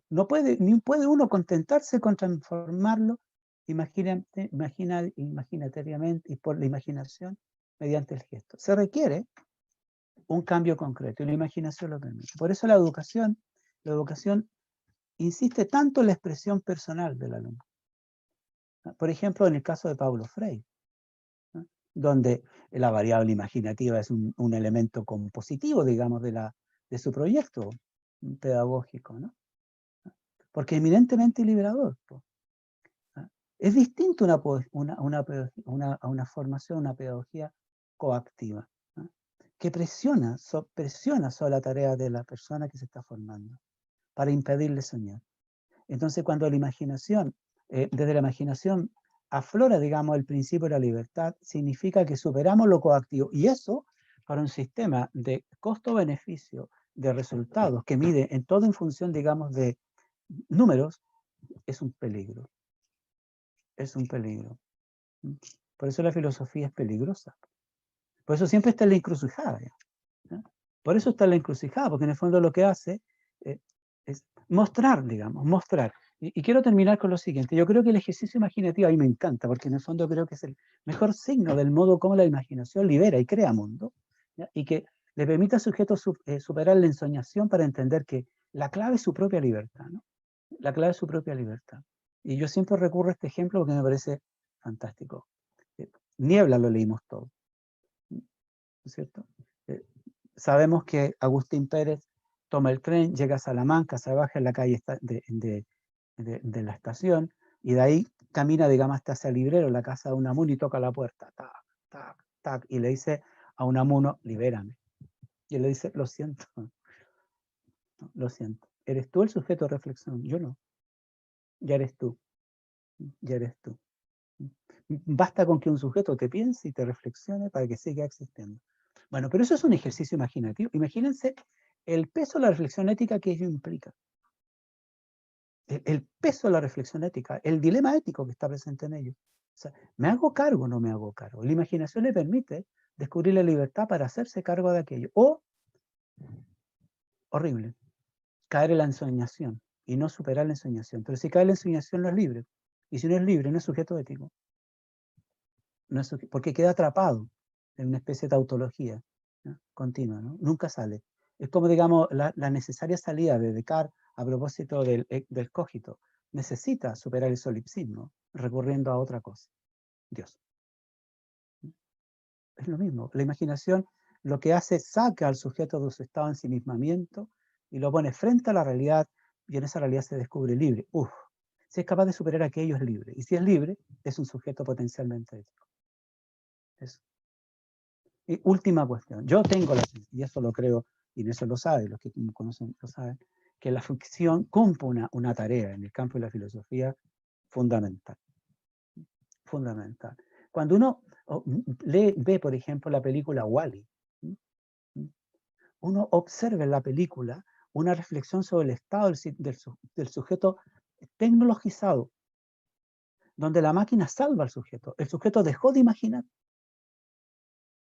Y como dejó de imaginar, no corre riesgo, no corre ninguna aventura. Se queda sentado esperando que la máquina resuelva. Pero la máquina salva al hombre. ¿Vale? Pero es una película de imaginación, ¿no? de mucha proyección de libertad. Eso. Muchas gracias. Bien, muchas gracias a ti, Rodrigo, sin lugar a dudas. También una tremenda invitación la que nos haces para reflexionar en torno a la imaginación, ¿cierto? Y cómo esta invitación que nos hace para reflexionar desde y con y para la imaginación, también en la educación y en la filosofía, nos lleva a conversar entonces también en torno a la estética, ¿cierto? Incluso con esta disposición también hacia una ética en el ejercicio de la libertad. Pero qué bueno que cuando les hice la invitación y ya les envié como los últimos detalles, coloqué que el cierre del conversatorio era a 1 hora aprox, porque sabemos de que podemos pasarnos. Entonces nos vamos a pasar unos minutitos porque no podemos irnos sin escuchar, ¿cierto? Lo que Rosario Olivares nos puede también aportar en perspectiva de lo que es nuestro contexto como país, ¿cierto? Nuestro contexto social. Y ahí teníamos pendiente en la línea de la filosofía y del día en el que estamos, cómo podemos aportar desde la filosofía al proceso constituyente. Y ahí Rosario nos tiene algo que comentar. Así que vamos contigo entonces, Rosario. Respecto a esa pregunta, yo hace harto tiempo con algunos colegas o con situaciones en las que nos hemos visto como presentes respecto a lo que pasa en el contexto social y político en nuestro país y en el mundo, digamos, nos enfrentamos a una pregunta que también la dejo abierta, porque tampoco tengo respuesta, respecto de cuál es el rol público del filósofo y la filósofa hoy en día, digamos, en su quehacer. ¿Cuál es el rol público en el sentido de cómo interviene la política, cómo interviene dentro de los espacios colectivos y democráticos para contribuir, digamos, con una filosofía que pueda construir una mejor sociedad de la que tenemos? ¿Por qué pregunto por el rol público del filósofo y la filósofa? Porque definitivamente, si bien no es la filosofía quien va a dar como las herramientas fundamentales ni la respuesta a las preguntas que tenemos como sociedad, sí la filosofía no puede menos que conmoverse y sentirse interpelada por lo que pasa en Chile hoy día, por la violación sistemática de los derechos humanos, por las altas tasas de violencia hacia la mujer y disidencias sexuales, por las preguntas fundamentales del Estado moderno, ¿cierto? ¿Cómo vamos a entender el Estado en Chile? ¿Cómo salimos del Estado subsidiario? ¿Qué vamos a entender por educación, por justicia, por derechos sociales? Entonces creo que ahí nuestra labor es bien grande y ojalá pueda hacer un aporte desde lo que hacemos dentro de la sala de clases cuando estamos en un contexto educativo lleno de adolescentes que no pudieron, por ejemplo, participar activamente del plebiscito del 25 de octubre, pero que sin lugar a dudas son los protagonistas de esta revuelta, digamos, poder entablar conversaciones que sean productivas en lo que hoy día el país se está planteando dentro de la sala de clase, afuera de ella, en lo que nos convoca a nuestros espacios de reflexión, nuestros espacios académicos, incluso nuestra propia investigación, también estar al servicio de aquello que necesitamos hoy en día, creo que puede ser un aporte muy relevante en este proceso y proponernos además en la Reprofit hemos hecho harta actividad en ese sentido. Me imagino que el próximo año va a estar mucho más activo en relación a pensar el aporte de la filosofía para, por ejemplo, no sé, poner al debate ciertas ideas de educación como un derecho y no como un bien de consumo. Hay muchos conceptos en tensión. Por eso creo que la filosofía podría ser un gran aporte. El otro día las y los compañeros de la Reprofit conversaban respecto a una alternativa al concepto de calidad en educación.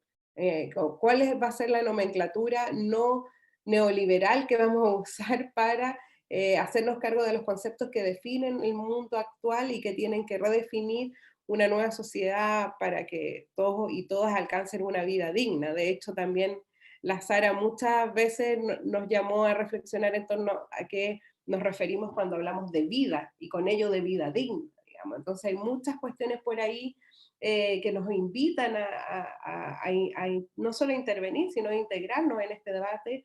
Yo creo que ojalá, y en eso espero que organizaciones como la Reprofit, la CHIF o también los propios departamentos de filosofía, nos pongamos un poco al servicio de lo que hoy día Chile vive y no sigamos reproduciendo esa filosofía de la que también siempre nos critican, que está como por acá, como más en la élite, en el mundo de la idea, y en todo el resto del contexto están pasando otras cosas. Entonces yo creo que eso sí es muy importante y fundamental hoy en día, porque el ejercicio filosófico mismo es un ejercicio que, si nos posicionamos desde la filosofía que queremos fomentar, puede ser un ejercicio que permita desestructurar, desmantelar, instalar nuevas discusiones y nos permita ver cómo es posible de una manera democrática, colectiva y con un profundo respeto a los derechos humanos, que además de una de las cosas que también define la Declaración de París por la Filosofía, en la que se instaura este día como el Día Internacional de la Filosofía, que la filosofía sea eso, un motor de ampliación de la democracia y que permita entregar herramientas, aunque humildes tal vez, respecto de lo más grande que es lo que estamos viviendo, para que esto pueda ser discutido, traer filósofos y filósofas, autores que han puesto estos temas en el debate, en fin. Yo creo que es una tarea que tenemos por delante muy linda. Ojalá que también estemos a la altura de las circunstancias, como se dice. Yo quería aprovechar también, Juan, de pedirle disculpas porque me tengo que ir, porque tenemos la velatón por la profesora Sandra Pizarro acá en Santiago, en el Ministerio de la Mujer, entonces tenemos que ir a preparar esas cosas. Y muy contenta de haber compartido este espacio con todas y todos. Me voy con muchas ideas, además, que tomé al escucharles. Sí, no, tranquila, Rosario, al contrario, gracias a ti por la disposición, la disponibilidad para sumarte igualmente, a pesar de este episodio, ¿cierto? Que siempre, siempre como que genera ahí unas vibras completamente como súper complejas de entender, de cómo todavía estamos frente a estos episodios, ¿cierto? Tan lamentables de violencia de género que, bueno, tienen lamentablemente una víctima más. Entonces, desde ahí es que todo el apoyo, la fuerza para que salga todo bien, y saludo a todas las compañeras que estén ahí en la velatón. Y gracias por tu aporte, Rosario, porque claro, en la idea de la filosofía, la relación con la educación y tomando las palabras, ¿cierto?, de Rodrigo, de la imaginación o la importancia de la imaginación, bueno, ¿cómo soñamos este nuevo Chile? Y creo que hemos dicho muchas cosas hoy día de lo que esperamos que sea lo que viene después, ¿cierto? Así que, bueno, muchas gracias, Rosario, que te vaya bien en todo. Que estén bien, muchas gracias, chao. Chao. Y nosotros, bueno, tenemos ya algunos últimos minutitos, así que solamente para ir como cerrando con las ideas, cada uno va a tener ahí un par de minutos para indicarlo. Saludar aquí a quienes nos están viendo desde Monterrey, México, a quienes nos están comentando que efectivamente han estado leyendo, no sé, como Julio, a Fidel Sepúlveda, a Mandoki, están comentando ciertas ideas como esta complejidad en función del modelo de mercado, de tener filosofía para niños y niñas en colegios subvencionados privados, ¿cierto? Dado también todo lo que está detrás de esa disyuntiva, o Mariela, como nos habla de que la estética apela más al pensamiento divergente, entonces desde ahí debiésemos considerarlo como incluso espacios para encontrar distintas soluciones en estos tiempos complejos que estamos viviendo. Así que, sin lugar a dudas, que estamos, yo creo que profundizando bastante en aquello. Así que en los últimos minutos, como palabras de cierre, vamos a comenzar con Sara, y que dentro de estas palabras de cierre, si puedes en alguna medida también aportar algunas ideas en torno a estos procesos sociales en los que estamos, con tus experiencias que has tenido tanto en la performance, en la poesía, en distintos proyectos, también como escritora incluso. Entonces, en esta relación de la filosofía, estética y pedagogía. Ahí, Sara, un par de minutitos entonces para el cierre tuyo. Bueno, solo decir que agradezco mucho y con esto me voy despidiendo ya. Voy a leer un texto un poco libremente, que obviamente tiene un sentir muy político y como para compartir un poco más con ustedes. La filosofía no sirve para nada si la entendemos solo como el estudio racional de cadáveres empolvados, atestados de conceptos. La filosofía, y con ellos los filósofos, como el arte de intentar decididamente rescatar ante todo la vida, el presente y lo real. La filosofía no es limpia, no es una disciplina pura y casta como nos la describen. Está llena de manchas de todos los colores. Está permeada por el sudor y la sangre de los que antes han intentado influir de alguna forma en el cómo comprendemos nuestra existencia. La filosofía está calada, le cala la angustia, la alegría, la incertidumbre, la libertad. La filosofía llegará tarde, cuando no nos preguntamos cuando no se hace presente desde que estamos en las escuelas y liceos. Llega tarde cuando hemos anotado en nuestro tierno cuaderno alguna verdad sacrosanta, cuando bajo nuestra aquiescencia bajamos la cabeza y permitimos injusticias, atropellos y decimos, es que la vida es así. Todo pasa por algo. Como si con estas frases tuviéramos algún control, algún dominio, alguna certeza. Se supone que la filosofía es un estudio serio y grave de personas que fruncen el ceño y se rascan la cabeza porque piensan. Pero de vez en cuando, o casi siempre, esa gravedad nos hace olvidar que esto que llaman vida es un juego y que como las niñas podemos transgredir las reglas e inventar otras. Y con esto voy terminando. Si la filosofía llega en la tarde o tarde, esa tarde ha llegado cuando la necesidad se derrama como un violento chorro de agua fría que castiga el cuerpito de un niño del cename. Llega tarde cuando se pone el sol en la mirada burguesa ante la vida. Me pregunto entonces si esta tardanza está potencialmente puesta en las letras e ideas de un libro perdido o quemado por los milicos en dictadura. Pareciera que nos quemaron todo. Nos mataron la necesidad de mirar la tarde en la vecina cansada de las labores domésticas, que es violada por un sistema perverso, por un salario que solo ve en su necesidad. Nos asediaron impíamente y nos persiguieron para desaparecernos como pueblo, metiéndose en nuestra mente, haciéndonos creer que las pulperías y que las torturas habían acabado, que la alegría llegaría temprano cuando corbatas asesinas apretaban ahorcando nuestro cuello y también nuestra dignidad. Pero aún existe un nosotros, que es mucho más que la tercera persona plural de la gramática. Podemos llegar temprano, y no precisamente porque más vale tarde que nunca, simplemente porque nuestro cuerpo, que es lo que somos, es y tiene memoria, y en él se entretejen los hilos de la verdadera liberación. Llegaremos temprano para alimentarnos entre todos, para podernos ver de verdad, mirándonos por fin a los ojos, aunque nos hayan puesto vendas antes. Llegó el mañana que siempre ha sido una hora constante e inmedible, porque ese nosotros tiene historia, las nuestras, las que han querido borrar.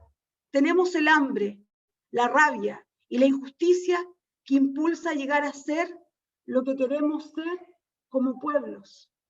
Eso es un texto que quise compartir a modo de despedida.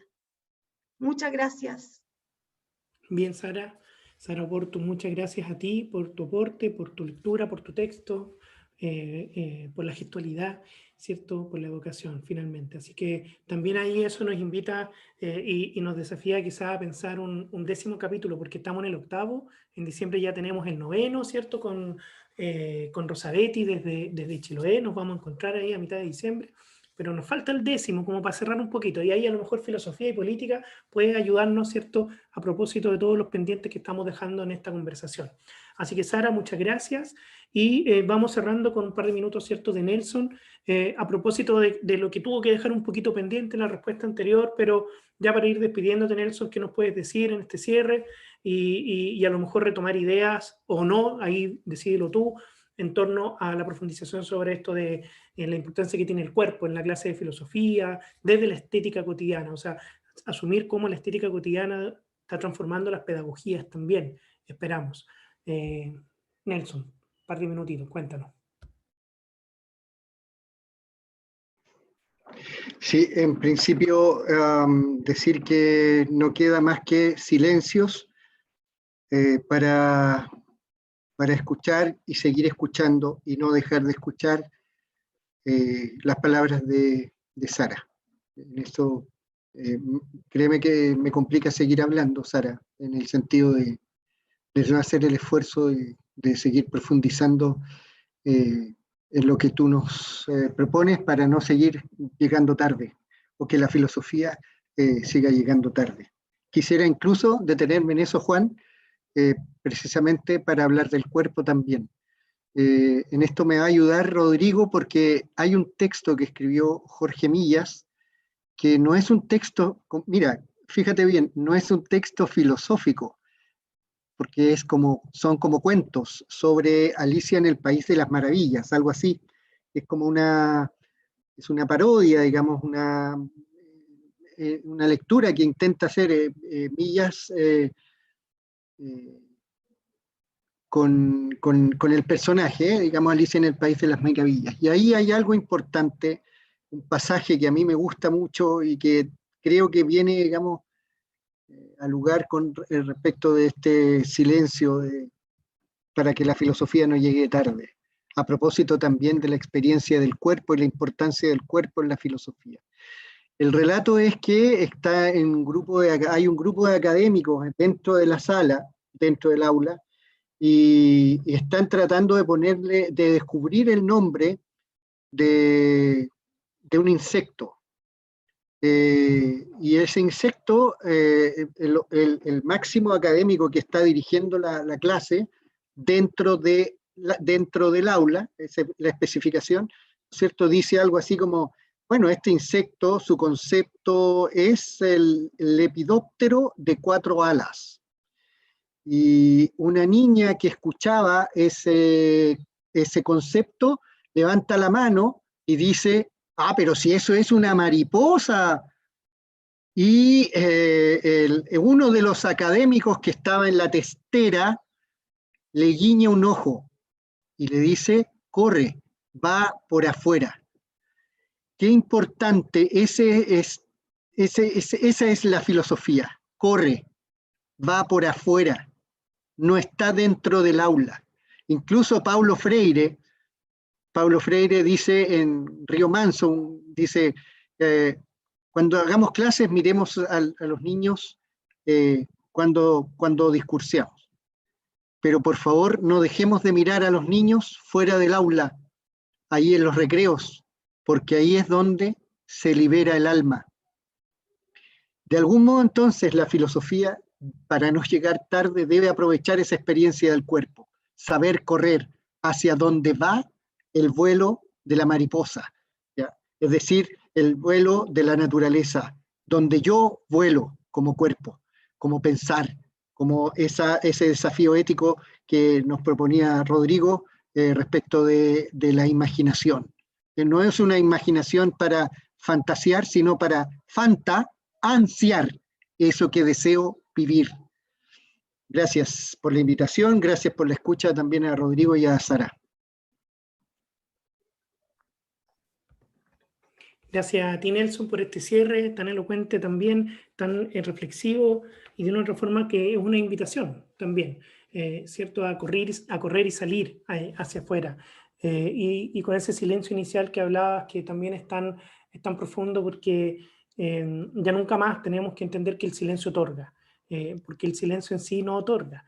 Ya lo han dicho varios, también en el colectivo han escrito por ahí, entonces el silencio es una forma, es un decir también, así como el cuerpo ya no es ajeno a la reflexión y a la racionalidad y mucho menos a la filosofía. Así que desde ya les agradezco todas esas reflexiones que han hecho y para ir cerrando entonces este conversatorio el día de hoy, el último par de minutitos para despedirse, quizás hablar de lo que ha sucedido acá o si quieres tomar alguna reflexión de desafíos en la filosofía para lo que viene. Rodrigo Pulgar. Ya. Muchas gracias a Sara por tu lectura. Y muchas gracias, Nelson, porque en el fondo me diste el pase, digamos, y con el concepto silencio. Voy a volver a algo que planteamos al inicio, solo para cerrar. Si uno se pregunta qué desafíos tiene la filosofía en el siglo XXI, uno podría decir los mismos de siempre, pero con otro tono. El componente de justicia es un componente fundamental hoy día, y en realidad es como las nuestras, donde estamos en dilema, es una cuestión principal. O sea, no hay ética sin justicia, porque el contenido entre ese diálogo entre libertad, entre conciencia y la pretensión del sujeto por el bien, el contenido esencial de ese triángulo es la justicia. Así es sencillo, sino eso es un punto fundamental. Y en ese contexto, la filosofía que viene y la filosofía que está, es una filosofía que debe ser absolutamente transversal, una mirada transversal, dialogante, capaz de crear epistémicas humanizadoras, desde un trabajo profundamente colaborativo. Ya no se trata, digamos, de rendir pleitesía y convertir a filósofos en santos, digamos, y rendirles culto. Se trata de decir qué cosa es actor, qué cosa es actor, curioso, ¿no? Qué cosa es autor, nos propone, y leer a ese autor en contexto. Y ver si soporta el peso de la prueba de contexto. Ese es un punto. Y hay que estar ahí atento. Lo conversamos el jueves en la mesa, al propósito del Día Mundial, digamos. ¿Cómo logramos un trabajo de carácter colaborativo? Para poder sacar a flote, digamos, los grandes dilemas contemporáneos, los que nos afectan carnalmente hoy día a todos nosotros y a todas nosotros. Silencio. A veces se nos olvida que el silencio es un componente esencial del habla. Porque no hay conversación sin silencio. El estado de mudo es fundamental, porque significa que otro está hablando y yo estoy escuchando. Y la filosofía probablemente durante un tiempo tenga que guardar silencio, dejar que la realidad se exprese y nosotros intentar ver cómo colaboramos, no cómo imponemos, cómo colaboramos en la creación de un mundo mucho más humano. Entonces, por eso para mí el silencio es el componente fundamental del habla. Sin silencio no hay habla, no hay diálogo posible, hay solo monólogo. Y yo creo que lo que logra Filopoiesis es precisamente instalar eso, ese silencio necesario, esa capacidad de escucharnos y escuchar para poder construir algo en conjunto. Y ahora lo planteo en términos que suene duro y puro, digamos. Desde la Asociación Chilena de Filosofía es lo que pretendemos, ser un espacio abierto de diálogo para escucharnos, porque tenemos que colaborar en eso, en un tiempo en donde hay que construir mucho. Y no se trata del cambio de, no se trata de cambiar la, sino que cambiar por otra, que es un tema de inflexión no menor. No se trata de cambiar la que tenemos, se trata de cambiar por una realmente fundacional, distinta, nueva, original, 100% original. Para eso hay que escuchar y mucho escuchar. Eso. Muchas gracias a Filopoiesis, lo digo así en términos genéricos. Ayer estuve viendo el documental de los Jaivas y ellos no hablan de primera persona, hablan siempre los Jaivas. Bueno, Filopoiesis, ese colectivo maravilloso que se fundó gracias a esto, curiosamente, a un sistema que nos obliga, pero que nos facilita el poder vernos desde distintos lugares del orden. Muchas gracias a todos por la invitación. Que halago, gracias Rodrigo, sin lugar a dudas que se esté logrando aquello como parte de una de nuestras ideas centrales como colectivo, sin duda que nos alegra a todos y a todas, porque humildemente ese es el aporte que de una u otra forma queríamos lograr, desde las artes y humanidades, desde la multidisciplinaridad, desde las distintas miradas, desde la diversidad, poder converger hacia horizontes comunes, que finalmente no son más comunes que la misma cotidianidad que finalmente todos vivimos. La estética, la íestesis, las ideas de liberación, de educación filosófica, cómo estos desafíos nos urgen desde la política, la ideología, romper la educación de mercado, una educación como derecho, educación, ¿cierto? Y filosofía feminista, poder ir trabajando también desde la estética, perdón, la imaginación, el soñar, la capacidad de liberarnos finalmente. Creo que esos mensajes que hoy día se han dejado aquí plasmados, gracias a ustedes, a Rosario, que tuvo que dejarnos, ¿cierto? Son sustantivos, son fundamentales y además convocantes para pensar en otros momentos, en otros espacios y en otras circunstancias en que podamos volver a encontrarnos a conversar sobre lo necesario, ¿cierto? Sobre lo importante, no solo sobre lo urgente, pero también, y desde ahí responder a lo que está sucediendo en nuestro contexto, no solo en lo sanitario, sino también y principalmente en lo social. Hay muchos desafíos, Un cariñoso abrazo y saludo también a la distancia, tanto a ustedes en agradecimiento por estar una vez más acompañando al colectivo, sino que también a todos quienes nos han estado viendo y escuchando durante estas casi 2 horas. Daniela desde la Araucanía, una de las últimas en dar su saludo. Así que también agradecer a quienes nos han acompañado desde el inicio, que han sido nuestros colaboradores, que han sido quienes nos han permitido difundir el colectivo Filopoiesis, más allá de su sitio web y redes sociales, sino a través de este ciclo de conversatorio. Así que ahora ya les dejamos, les doy un abrazo, muchas gracias. Van a quedar todos y todas invitadas entonces para el 12 de diciembre con Rosabeth Muñoz desde Chiloé, hablar desde la poesía, ¿cierto? Por las mujeres, escrita por las mujeres y en el sur además, y en ese sur tan querido como el de la isla. Y vamos a pensar desde ya el 10º capítulo, queda como promesa acá, gracias también a los desafíos que nos deja ese silencio que nos provoca Sara, y poder entonces hablar de filosofía, política en un 10º capítulo, como para cerrar este año o quizás iniciar el próximo, ya veremos. Desde ahí es que lo dejamos ahora con Retorno Zipango, ¿cierto? Esta creación artística musical de Francisca Paquita Rivera, que integra también nuestro colectivo.